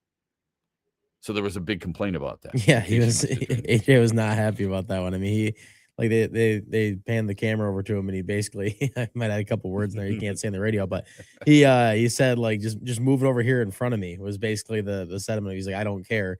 And like, it got to the point in the broadcast where they just had to kind of be like, what are we doing here? Like the umpire just kept taking his mask off and yelling at him. It's like, well, then actually do something about it. It kept stopping the game. I think the funniest part was when Riley Green, he was up to bat. That was the last single he got. Yeah. He just stopped and like, kind of like looked and was like, whoa, what's going on again? Like, I mean, that I don't know if that umpire just wanted to hear his voice get heard or what, but it was ridiculous. Yeah, it was. And if you were in the bar, you didn't know what the hell was going on. Oh, no, you would have had no clue if they weren't playing the sound, which last night they would have definitely been playing Pistons sound over the Tigers game, I'd imagine. So, who was? What do you mean? Well, if you were like at a bar, if you were at a bar, sometimes they play the sound like over the TV. Like, yeah, I would imagine they would probably play the Pistons game at that point still. So, right, you definitely would have been able to hear it last night. Hey, have you seen the Netflix series Quarterback? Yep, I watched it. Okay, so season 3 is coming out. All right, season 3 of the Quarterback. They're going to follow Jaden Daniels of the Commanders, Baker Mayfield of the Bucks, Joe Flacco, and Cam Ward of the Titans. I don't mind it. You don't mind it? If you could pick 4 others, who would you pick? I mean, like, for me, I like having like differences in the stories, I guess. Mm-hmm. So that's why I don't mind like some of these, obviously Jaden Daniels had all the injury problems last year. And then, Cam Ward, obviously a lot of struggles in that team. So I like that aspect of it too, not just having like the easy stories, but yeah. And Flacco's an interesting one because of how he's going to go about getting ready for a season and helping a younger player when he knows he might not be the starter. So I think that is interesting. And then it's all, if I remember right, it's always like the footage from like last year, right? because they have like from, or it's from this season, and then it's gonna air next year? Is that how it goes? Or Yeah, they follow him one full year. and it was that last year for the one that they put out this year. So season Okay. 3 would be from last year. Yeah, so I would say I think Caleb Williams would have been a good one too, because of like some of the crazy plays they had at the end of some of those games. I feel like that could be kind of fun. Yeah, in his first year with Ben Johnson. If I wasn't like obviously Lions fans wouldn't want to watch that, but I do think that most people would want to watch that. I would want to watch that. Yeah. Yeah, for sure. Trying to think of other ones. I guess. So I guess I'm asking you, Drake Mays coming into this year, what would be the stories this year for next year is my question. Who would you want to follow if you were a producer for Netflix with this? Let me give you coming into this season. So for me, one would be Jackson Dart. He's got a new coach in John Harbaugh. He burst onto the scene last year. He's flamboyant. He's cocky. Like to see how that is taken by other players within the Giants organization, and wondering how John Harbaugh is going to deal with him. So for me, one player would be Jackson Dart. Not just because of the Giants, but because of all the things that I've already talked about. Malik Neighbors is coming back. They've added some weapons. Okay, so the Giants, Jackson Dart is one guy. Brock Purdy is another. You talked about injuries. He was injured last year. I'd love to hear the relationship between him and Kyle Shanahan, and him and George Kittle, and some of the things that they've got going on there, plus Christian McCaffrey, talking about Christian McCaffrey. So there's 2. Number 3 for me would be Drake May. And I'm going to be fully transparent here, and this is sleazy as all get out. The conversations with him and Mike Vrabel, and wondering if anything might slip regarding Diana Rossini, might be something. Yeah, Drake May was 100% the one that I was trying to get out there too. So Drake May is one. And then the other for me would be Malik Willis. And the reason it goes to Miami, they just, as I mentioned, they just signed Devon Achane to that extension. And they drafted Caden Proctor, so they're trying to do some things and get better. They've got a rookie coach in Jeff Hafley. I think there's an interesting dynamic there on how he comes in for the first time with a team that's his own. So those are the 4 that I would have. I would have Jackson Dart, Brock Purdy, Drake May, and Malik Willis. Give me 4 guys for you. I would definitely, Drake May would have been on my list 100% because of a lot of the same reasons. I feel like this one's going to be a little unpopular because people just don't want to hear any more from him. But I think after the season that the Chiefs had last year, I would kind of want Patrick Mahomes to be on there, just because they've already done him once. Yeah, they've already had him on the show. I understand that. Plus, you'd have to deal with his wife, and I just can't do that.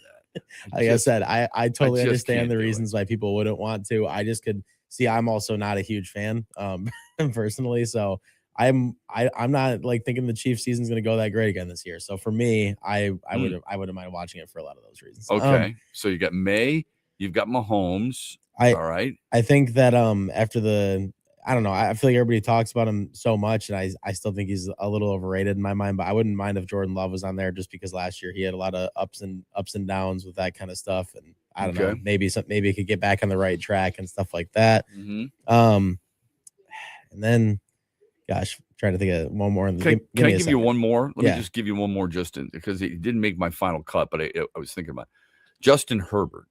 Yeah, that'd be a really good one. Only because of this. First, the relationship with Jim Harbaugh, who's whacked. Second, he was in all kinds of trouble a year ago with the offensive line.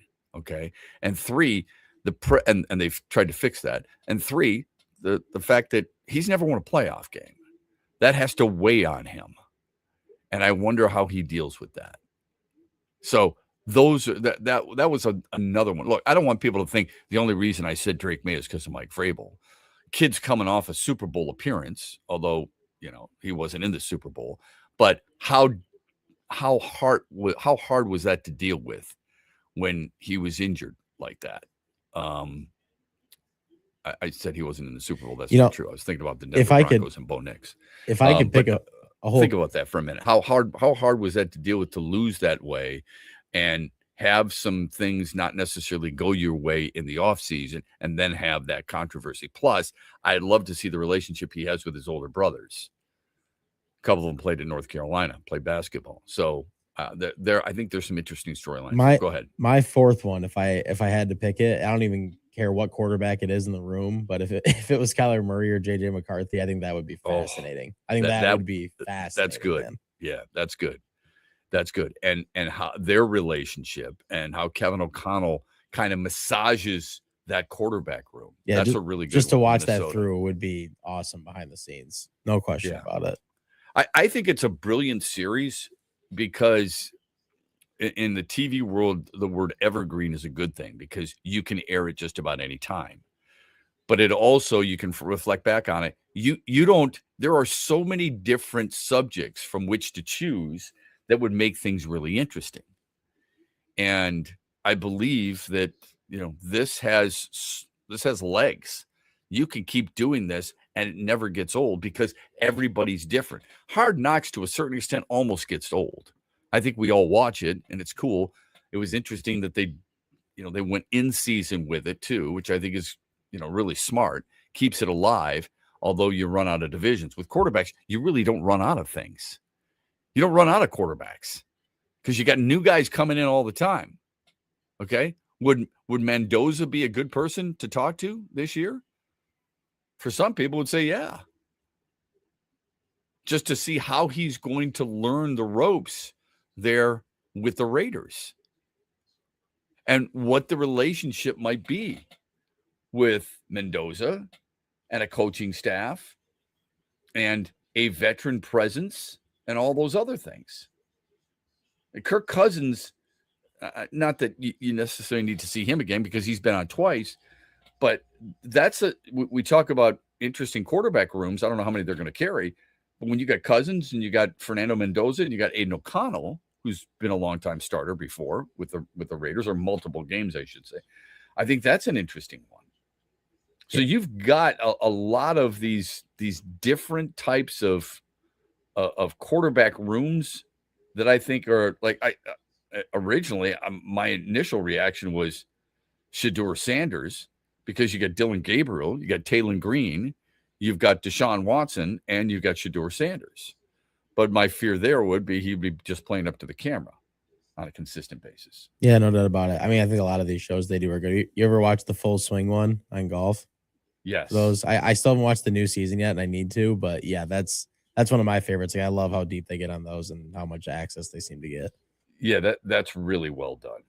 Though I think those are the things that a lot of sports fans now want to see. The all access is one thing. Like everybody talks about all access with. So, for example, last night they're interviewing Asar Thompson in between quarters. Stop. Let these guys breathe a little bit. You're not getting much out of them. The all access for a docuseries is vital. This is what people want to see.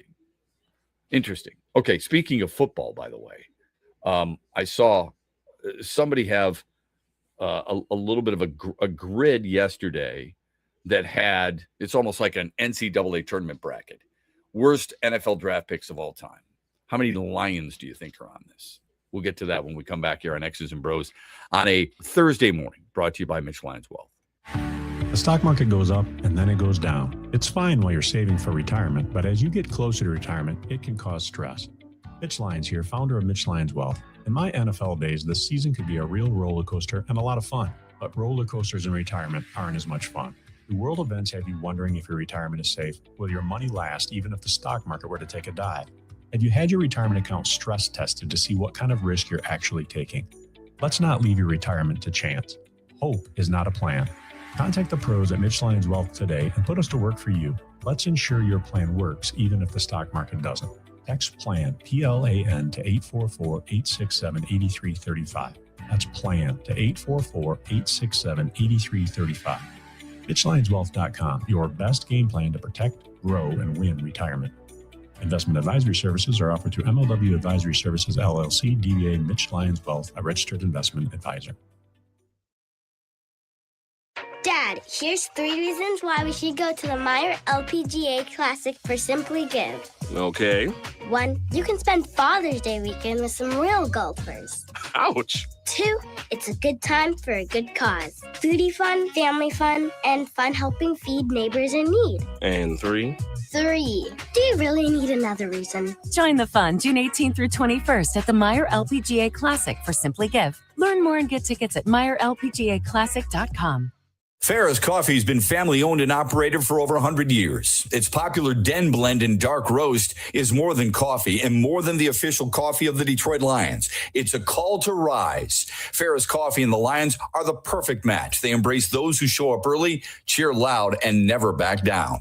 Den Blend is perfectly roasted in Grand Rapids and provides the ultimate fuel for fans who wake up and roar. Whether you're tailgating at the game or cheering from your couch, Den Blend is your go-to coffee for your game day ritual. The Freddie the Pizza Man Foundation is dedicated to providing support to families and Michigan schools touched by autism. We invite you to join us in supporting these families and schools by making a donation at freddythepizzaman.com. With your donation, you can help provide essential resources that can make a real impact. Visit freddythepizzaman.com to make a donation and to learn more about the foundation's mission. That's FREDI thepizzaman.com. Together, we can make a difference. Van Andel Institute Purple Community is a grassroots fundraising network powered by the dedicated volunteers who support VAI's mission to improve human health now and in the future. When you raise funds through the Van Andel Institute Purple Community, 100% of the proceeds go directly to the Institute's research into diseases like cancer and Parkinson's, as well as VAI's science education programs.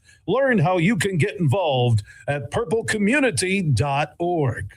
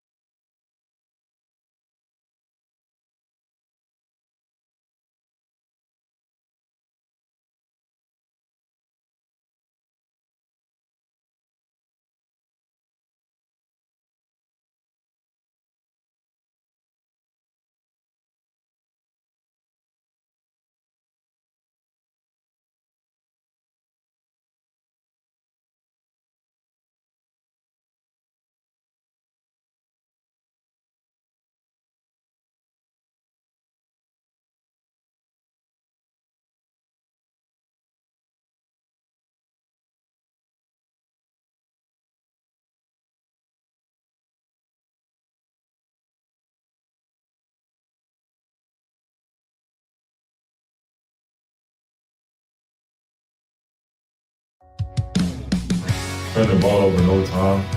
Shoes got a steal. I think Dish did and got a layup or something. I wish I could have that play back for sure. If I could just single out one play, a lot of plays that I wish I could take back, but it's basketball. It's an imperfect game. I made a lot of mistakes tonight. The team, we made some mistakes. It's part of the game. That giving up that lead, not executing down the stretch is what I think really hurt. The free throw block out at the end, playing hard, and all those little things hurt, but you got to learn from it and got to be better for it. That's Cade Cunningham taking some ownership. I love that about him. Jalen Duren took some ownership too. I think Jalen Duren might be one of those guys. Like you can't say stop talking because then you look like you're running. But there's a part of me that also wants to say stop talking because it's not helping. Unfortunately, it's really hard to stomach watching him get as many minutes as he has lately when he hasn't earned them. Because I think most of us, maybe this is old school thinking, most of us sit there and say, you know what, you've got to earn what you get. He's not earning those minutes. He's not earning 25 minutes. Just not. No. Pistons fall to the Cavs last night in overtime, 117-111. They're down 3-2. Game 6 is tomorrow in Cleveland. Tigers lose 3-2 in 10 innings to the Mets. They've lost 7 of 10. They're tied for last place in the division. Framber Valdez was good. He deserved better. Keter Montero against Nolan McLean later on today, an afternoon game to wrap things up with the Mets. Minnesota and Colorado last night went to overtime, and the Avs, who were down at 1.3-1, won 4-3. Islanders' 18-year-old defenseman Matthew Schaefer was unbelievable all year long. He wins Rookie of the Year of the Calder Trophy, and the NFL schedule will be released later on today. Lions are going to play Week 2 in Buffalo, first home game in their new stadium for the Bills. They're going to play the Patriots in mid-November in Munich, and one of 9 international games, by the way. And they are going to play the Bears on Thanksgiving. That's the belief. And Thanksgiving, there's going to be 3 games. There's going to be a Black Friday game, so a day after Thanksgiving. And there's new to the schedule this year is a game on Thanksgiving Eve. Thumbs up or thumbs down on that idea? I'm not huge on it, man. I don't need more games early in the week. I feel like it's just so. Yeah. I don't know about you. I mean, I'm sure you're pretty similar to me because it seems like you like the NFL.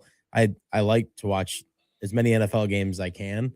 I hate when I have to spread it out that many days throughout a week, to watch. Like I don't need to watch Wednesday, Thursday, Friday. What? Why do you think they're doing that? I could watch NFL every single night. Yeah, I could watch football every night. But why do you think they do that? Well, I mean, because they can get more views on games, I'd imagine, when they do It's that. Netflix, dude. Well, yeah, money, sure. How are we going? Here's what the NFL is doing. They've got all these partners, all right? Amazon, they've got Netflix, they've got the networks, they've got ESPN. Here's what they're trying to do. I got to please everybody. I can't give Netflix certain games on the weekend. Why? Because all the other networks have them. Here's what we'll do. We'll give you this one. I think that's what's going on right now. No, for sure. Unfortunate. And it's I'm with you. Like, could I watch it every night? Yes. Would my girlfriend like that? No. Would I be able to do anything else in my life? No. That's the issue for me, man. Like I just know what I would do with it, and it probably would not be. I mean, I can't do that every night. You know what I mean? I'm with you on that. Plus the late nights and stuff. It's just I don't think they take the fans into account because of all the various streaming services. You can say what you want about certain political leaders, but the president recently came out and said, "Hey, this is ridiculous what the NFL is doing to its consumers," and he's right. Most people are tired of it. So you have that situation, all those, and then you've got people. Okay, I know Thanksgiving is the next day, and you're going to have the day off, but a Wednesday night, you worked, and now you're going to go to the stadium on a Wednesday night when a lot of people are preparing for Thanksgiving. Yeah, exactly. The next day and so on and so forth. Maybe I'm taking it way too personal, but I think it's a little ridiculous. No, it's that too. And then like if they did put games on other nights of the week, it's also like the players too. Like I mean, sometimes that's the last. Those are the fans and the players are the last people the National They'll ever Football care League about. thinks Yeah, exactly. It's nuts. That's why I've said this to people for years now. That's why the hugging on stage drives me crazy. It's the most disingenuous thing any leader of a sports team does. Stop telling me that your players are the most important thing, or fans are the most important thing. They're not. It's the almighty dollar that is the most important thing. You and I both know that. We're not stupid, all right?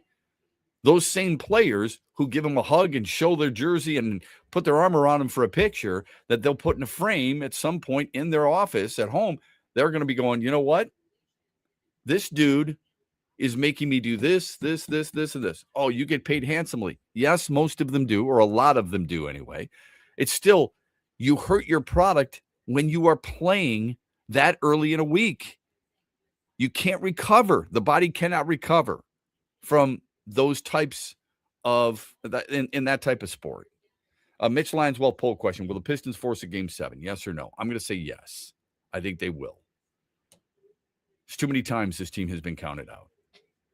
Let me ask you a quick question. You can vote as often as you want at XB Morning. This is kind of random. Do you think Riley Green's an MVP candidate? I mean, if he keeps these numbers up, he should be. Let me just say this real quick. I know we're only 44 games in. You ready? Riley Green is second in the American League in batting average. Riley Green is third in the American League in hits. Riley Green is second in the American League in doubles. He is second in the league in on-base percentage. And he is fifth in the league in OPS. Here's what everybody said a year ago. You got to cut down on the strikeouts. Fair enough.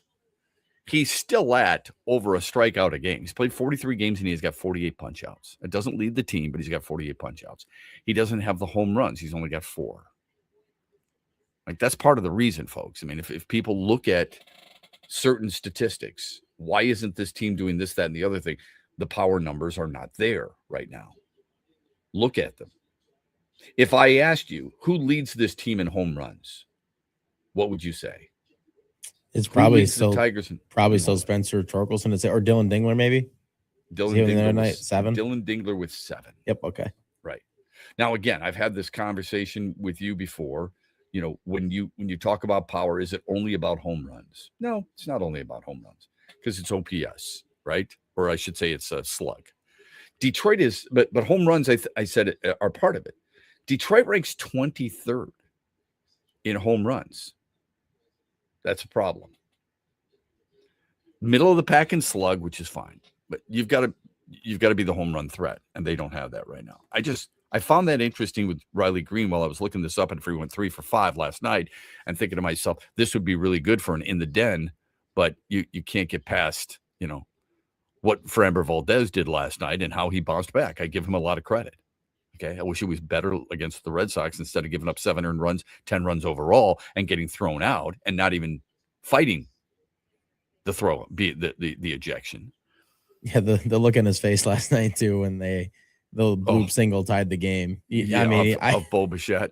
In my mind, I still felt for him right there. I was like, come on, man. I did too. Yeah, and you know what? You feel for Kyle Finnegan, who came in and he gave it up, and you're like, are you serious? I mean, that's a good pitch.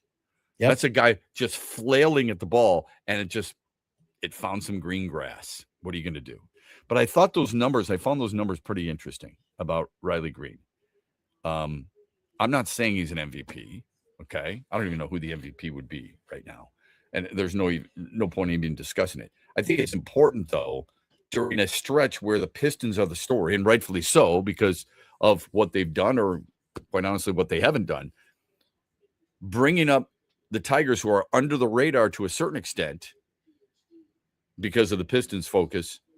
Riley Green's season has been really impressive so far, and nobody's really talking about it. All right, quick timeout. We're brought to you by Soaring Eagle Casino and Resort. This is X's and Bros on the Michigan Sports Network. In the den. It's a new day to celebrate and be free. It's a new day full of action and excitement because it's a new day for winning. Only at Soaring Eagle Casino and Resort.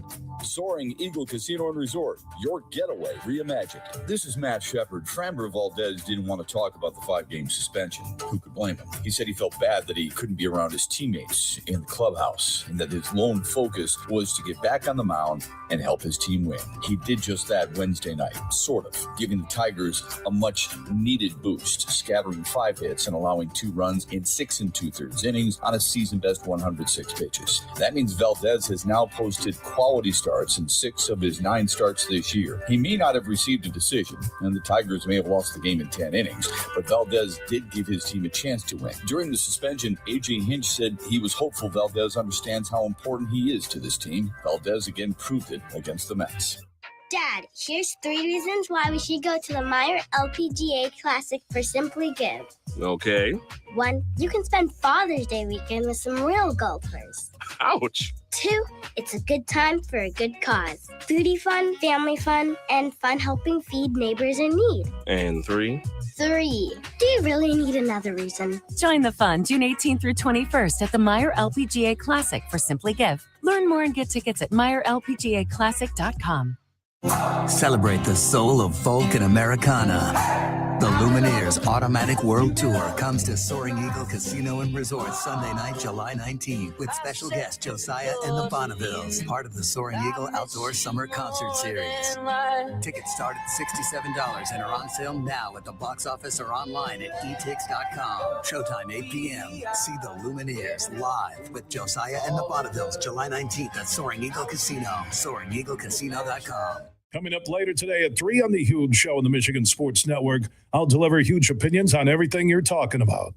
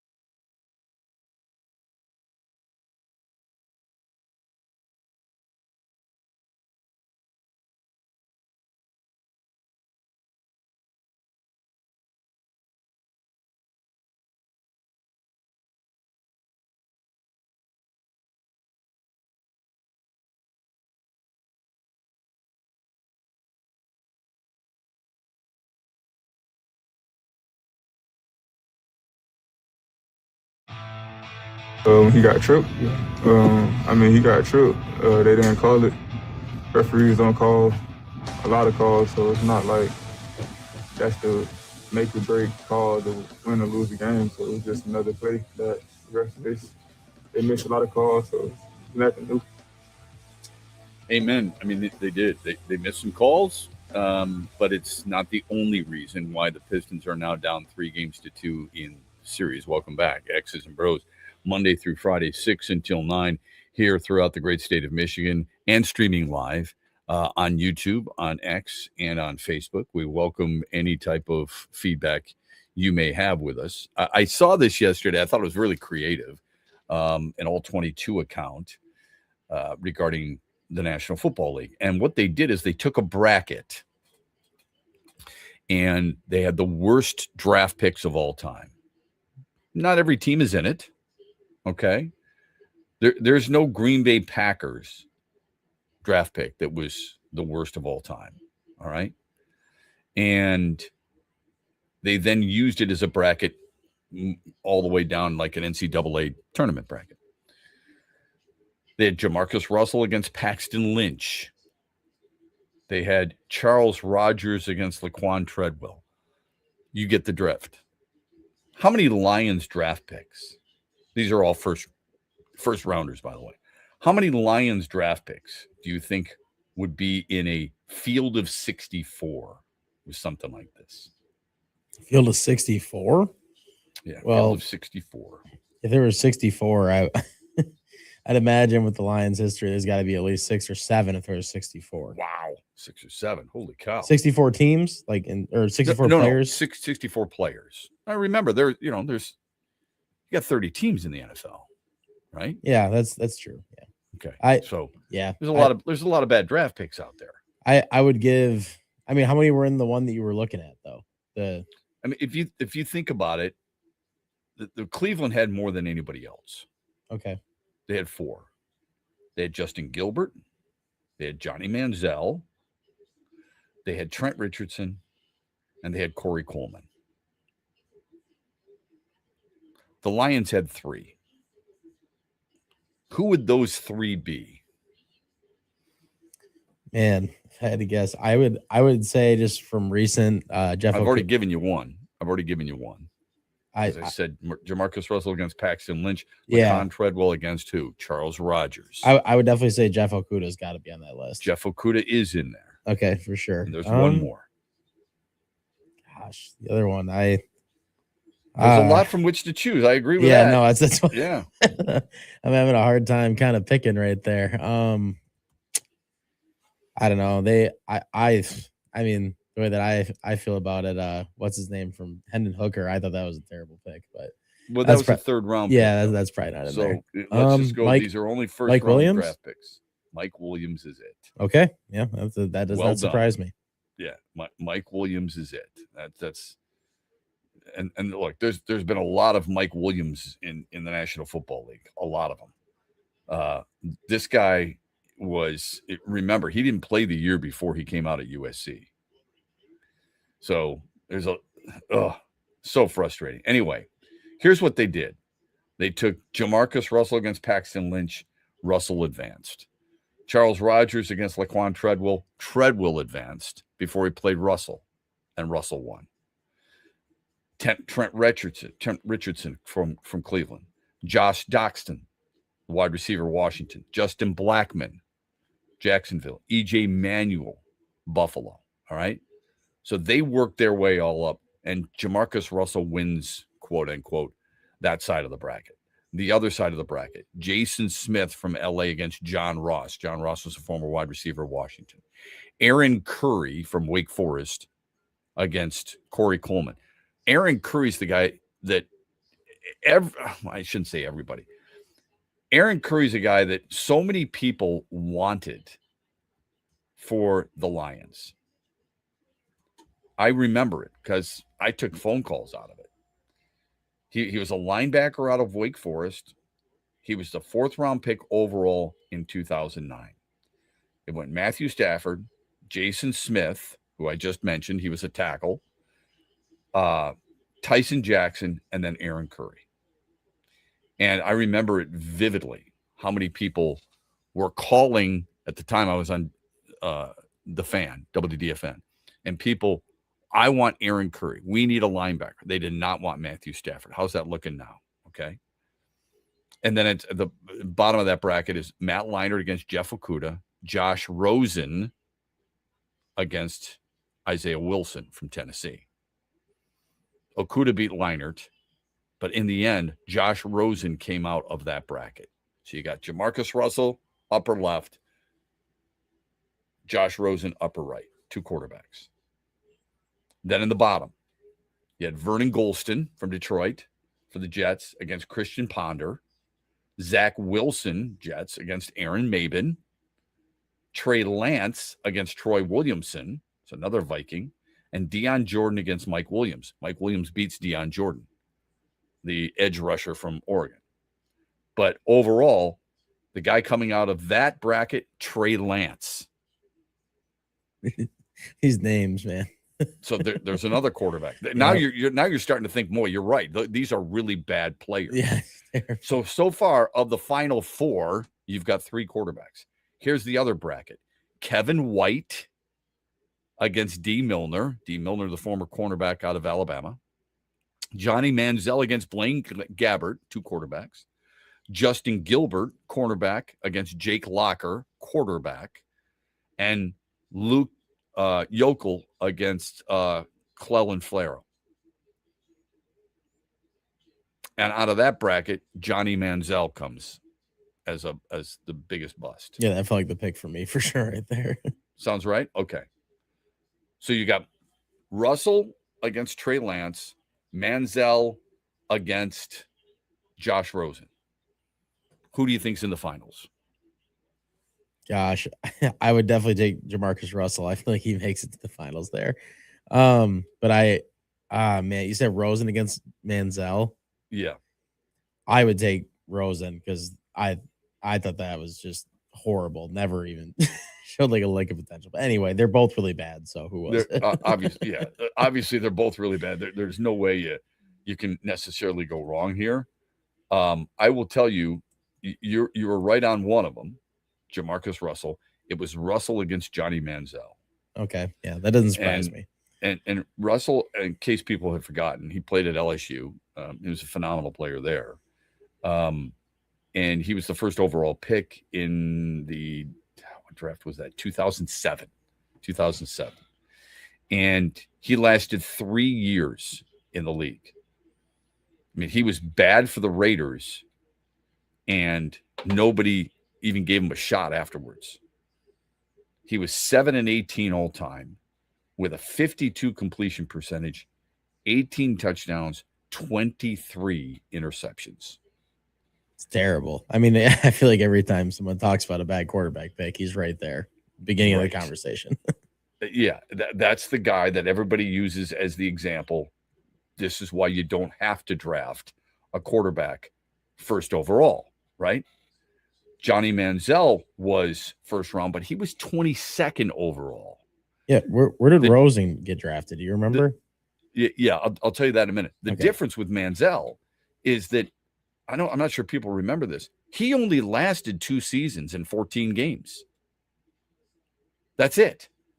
That was, I mean, you talk about, you know, a guy who had so much buildup and so was in love with himself. Josh Rosen, I thought he was second overall. No, hold on a second. No, he was 10th overall. My apologies. 10th overall. He only lasted 24 games. He was in the 2018 draft. And look, Josh Rosen, Arizona does not have a great track record, do they? No, absolutely not. Absolutely not. Okay. Certain teams are well known for drafting really good players. Trey Lance was taken 3rd overall. Zach Wilson ahead of him, Trevor Lawrence. The Niners, who are usually really good, passed on Jamar Chase and Penei Sewell and Devontae Smith. They passed on a lot of really good players for Trey Lance. All right, we'll get to the final results of the poll question and the daily wager when we come back on X's and Bros, brought to you this hour by Soaring Eagle Casino and Resort. Dad, here's 3 reasons why we should go to the Meyer LPGA Classic for Simply Give. Okay. 1, you can spend Father's Day weekend with some real golfers. Ouch. 2, it's a good time for a good cause. Foodie fun, family fun, and fun helping feed neighbors in need. And 3. 3, do you really need another reason? Join the fun June 18th through 21st at the Meyer LPGA Classic for Simply Give. Learn more and get tickets at MeyerLPGAClassic.com. Mitch Lyons here, founder of Mitch Lyons Wealth, where we create your best game plan to protect, grow, and win retirement. I'm here with Tiger legend Kirk Gibson, who we are proud to support and partner with on the newly opened Kirk Gibson Center for Parkinson's Wellness. Thanks, Mitch. We appreciate your support, and we are excited to have recently opened the center in Farmington Hills. It provides exercise therapy and educational programs that are helping the Parkinson's community, just like Mitch Lyons Wealth helps improve the quality for their clients' retirements. This center helps improve the quality of life for people with Parkinson's. And Gibby, the best part of all is that access to the center is available to the Parkinson's community free of charge, right? That's right, absolutely free of charge for people with Parkinson's and their care partners. You hit a couple of the most famous home runs in Major League history, Gibby, but I feel that your greatest hit will be the positive impact the Kirk Gibson Center is making in the fight against Parkinson's. Mitch, since my diagnosis, I get up every day and focus on winning that day. This center encourages others to do the same. Awesome, Gibby. To learn more, go to kirkgibsoncenter.org. Make sure you listen weekly to our Moving Ferris Forward interviews with Ferris President Bill Pink and other leaders who are moving Ferris forward. Find out more about Big Rapids and Ferris and what they have to offer at ferris.edu.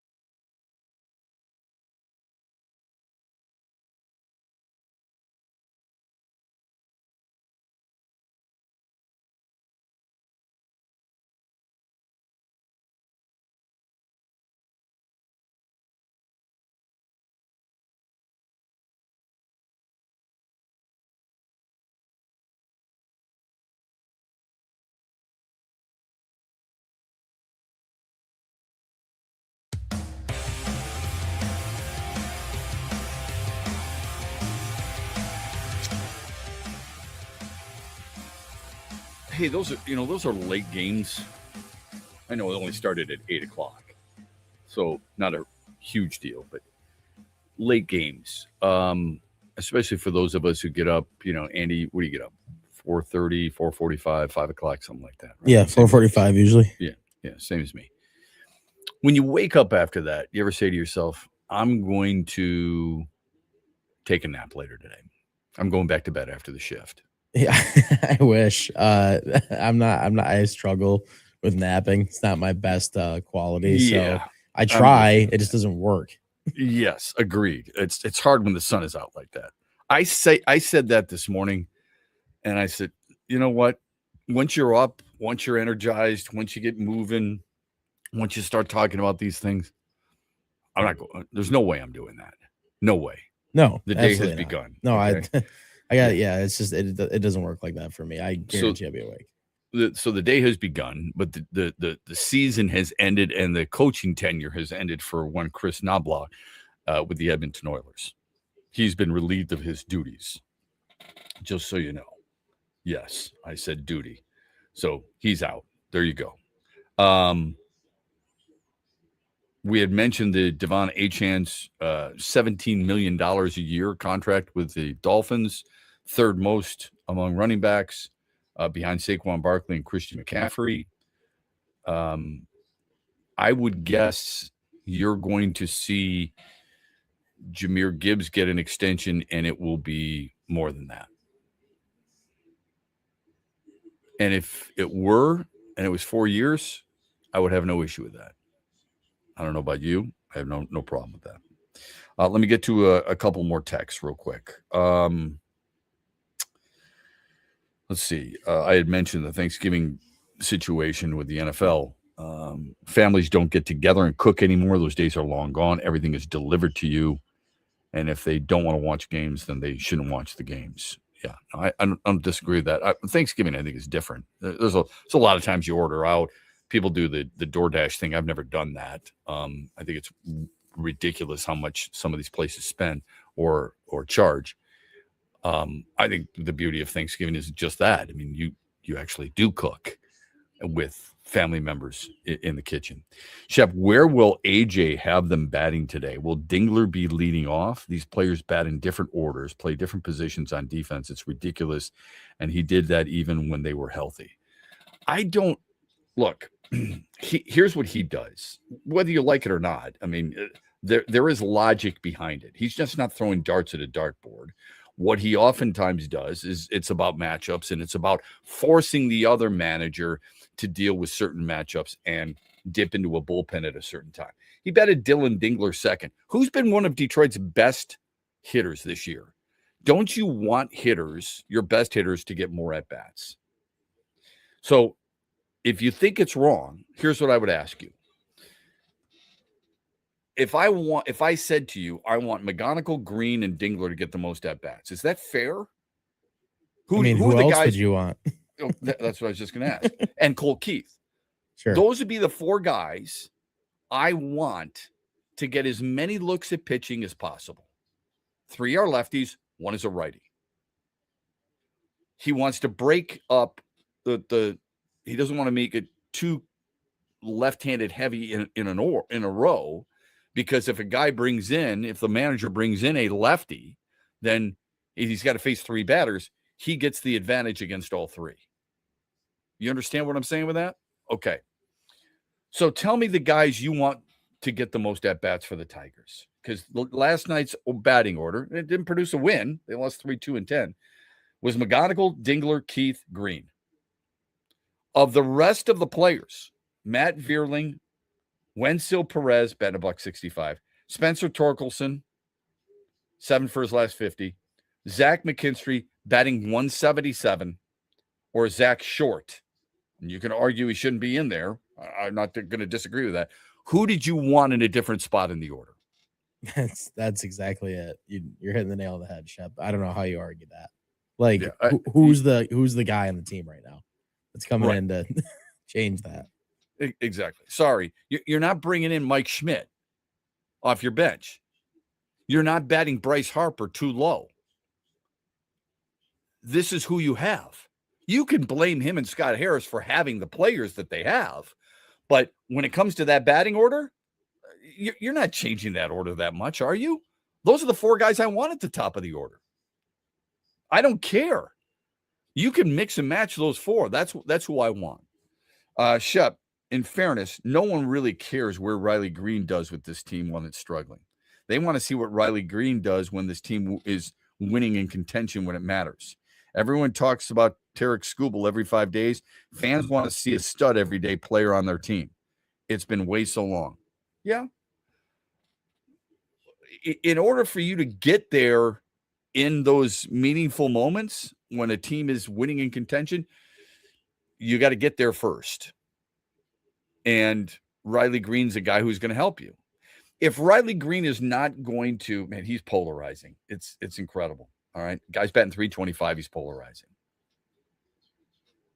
I'm not saying he gets a free pass. Okay. He doesn't deserve a free pass. No player probably deserves a free pass. If I can go after Cade Cunningham for his turnovers, my God, you better believe you should be able to go after Riley Green. There's no question about that. But you're talking about a guy right now acting like he isn't pulling his weight. Now, last year down the stretch, he didn't. Nobody did. Unfortunately, nobody did. But you want to see him in crunch time. You got to get to crunch time first. If crunch time is going to matter, you're not going to judge him at all. Okay. Don't judge him at all until the end of the season. But don't sit there and text me or call me or join in the online chat while we're streaming live and say he's not doing what he's supposed to be doing in game 75. Well, you want crunch time. So forget about the regular season. Or let's focus only on the last month of the season. Folks, these games can be meaningful too. Just because it's not quote unquote crunch time doesn't mean that these games aren't meaningful as well. You get too far behind, there is no crunch time. Now, which games are more important than others? That's a good debate. I don't have an answer to that, to be honest with you. But this kid's, he's a good player, man. He is. He's a really good baseball player. I'm not trying to compare him to the best players in the game today. I'm not trying to tell you offensively he'll bring as much from a power standpoint as Kyle Schwarber, that he'll be an MVP candidate like Aaron Judge. I'm just telling you there are worse issues with this team than who you have every day in left field, batting 3 or 4 in your lineup, currently batting 3 1/4, and currently having a 23-game on-base streak. It's the hard thing about baseball, man. It really is. The hard thing about baseball is to be as consistent as you possibly can. And in fairness to the texter, and I appreciate it, I do. Second half of the season last year was not good enough. He hit 218 in the second half last year. He hit 284 in the first half, 218 in the second half. Now, the second half is quote-unquote after the All-Star break. So that's 62 games compared to 98 or 95 games. So you look at it from that standpoint, there's something to be said for that. In the losses, Riley Green in the losses hit 190. In their victories, he hit 312. This is last year now. So this is where I assume where the texter is coming from. And that texter would be correct. You want to see him in different situations where he's rising to the occasion, right? Me too. So it's hard to blame that type of attitude. Now, I would tell you this. So far this season, you know, when you look at his various splits, he's been a very consistent hitter. If I asked you, what do you think Riley Green's hitting against lefties this year alone? What do you think it is? He's had 42 at-bats against lefties. He's hitting 381 against them. That's pretty damn good. You know, there's nothing you could say about the first half or the second half. Maybe it falls off a little bit. That could be, okay, in the second half, because we haven't gotten to the second half yet. But this is a guy who's done his job for the most part. Let me see if there's anything else here. Okay, no, we're all caught up on text. So thank you for that. Let's get to the final results of the poll question, shall we? We have a poll question for you every single day here on X's and Bros. We tweet it out. If you follow us at XB Mornings or you follow me at Shep Matt, I retweeted as well. We asked you last night, do the Pistons win Game 5? 88% of the people said yes. So definitely had a good feeling going in. I feel like that's most people I talked to had the feeling they were going to win. Even at points in the game last night when it felt like they were, failing to capitalize on opportunities, it still felt like they were going to win for the most part, and they didn't. So 12% of people that said no, well, you're right. So unfortunately, and this has been a theme lately, it's not the only reason, as I said earlier in the show. Last 3 games of the series, the Cavs have 100 free throws. Detroit has 54. This is 2 good basketball teams that, play aggressively. Cleveland more of a jump shooting team than the Pistons are. And yet the Pistons are going half the time to the free throw line. That can be a difficult hill to follow there, or to climb, I should say. Here's the poll question today from Mitch Lyons. Will the Pistons force a Game 7? Yes or no? We've put it out there. Andy has tweeted it. I've retweeted it. Vote as often as you want. The results come your way in the 8 o'clock hour tomorrow. How did you do on the Daily Wager? It's brought to you by Soaring Eagle Casino and Resort. Their sportsbook Ascend, phenomenal place to be to watch a game, including maybe this afternoon. Maybe you do a little gambling, go over there, and then have yourself a really good Ascend burger and watch the Tigers take on the Mets with Keter Montero against Nolan McLean, who, by the way, was on Team USA in the World Baseball Classic and was the name associated. When people said Tarek Skubal was going to get traded in the offseason, the Mets are the number 1 suitor. What would the Tigers need to get from the Mets? Nolan McLean's name was mentioned only because the Mets wouldn't do it. So watch him. If you didn't watch him in the WBC, watch him today and see what they were all raving about. Anyway, what was the Daily Wager yesterday? How did you do? And what do you have for us tonight, Andy? Well, yesterday I went on the limb with the Avs to win by 1.5. If anybody watched the start of that game, it was 3-0. So I was already feeling pretty down in the dumps.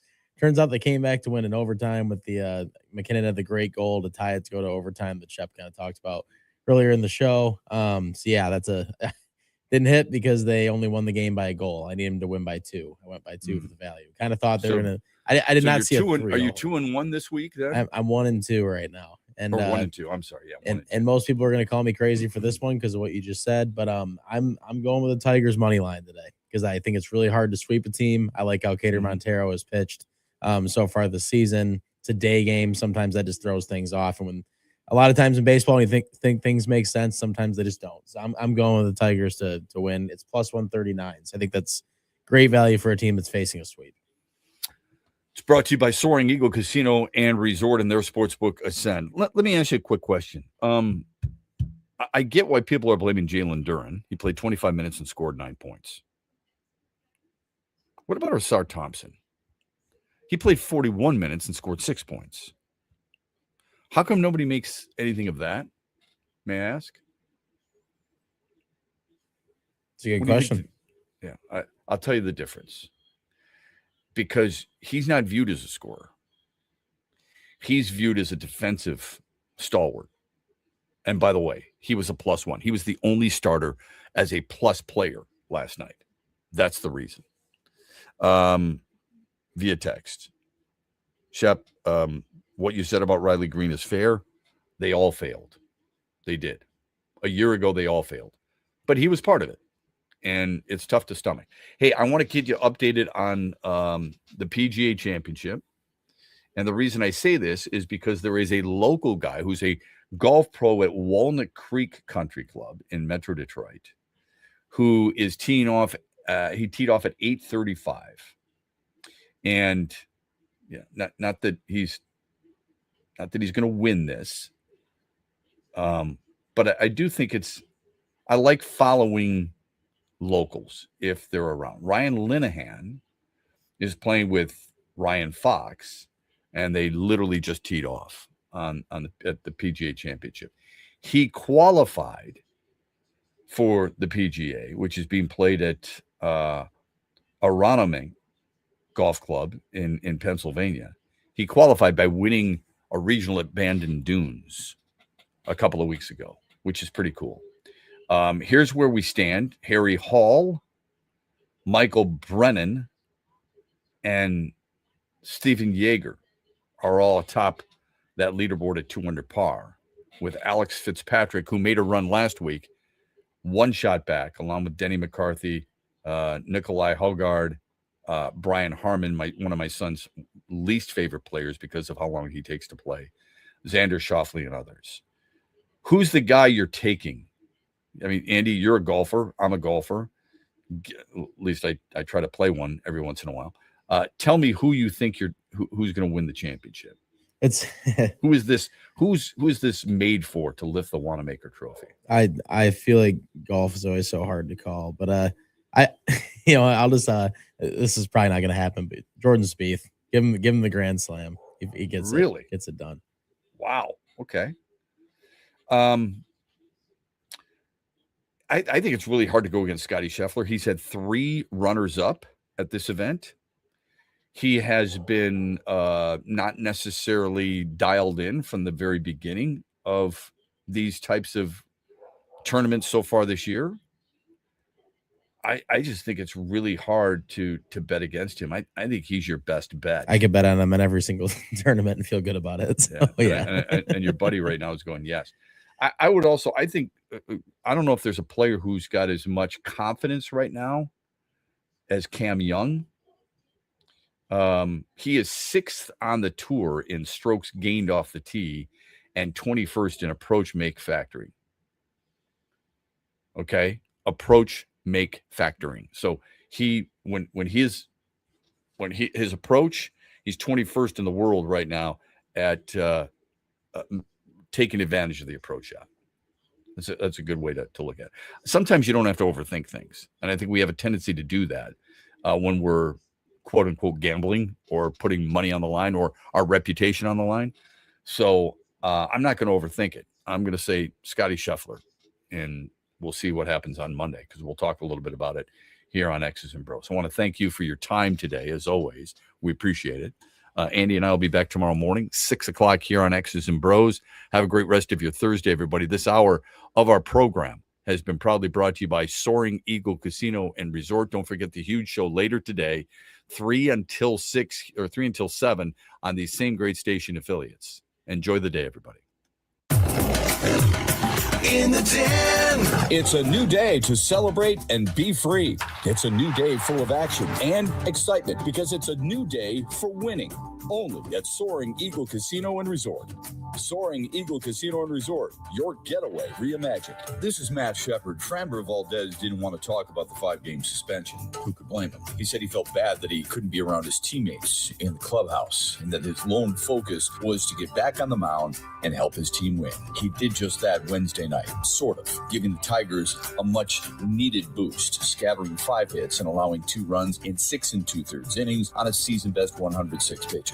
That means Valdez has now posted quality starts in 6 of his 9 starts this year. He may not have received a decision, and the Tigers may have lost the game in 10 innings, but Valdez did give his team a chance to win. During the suspension, A.J. Hinch said he was hopeful Valdez understands how important he is to this team. Valdez again proved it against the Mets. Mitch Lyons here, founder of Mitch Lyons Wealth, where we create your best game plan to protect, grow, and win retirement. I'm here with Tiger legend Kirk Gibson, who we are proud to support and partner with on the newly opened Kirk Gibson Center for Parkinson's Wellness. Thanks, Mitch. We appreciate your support, and we are excited to have recently opened the center in Farmington Hills.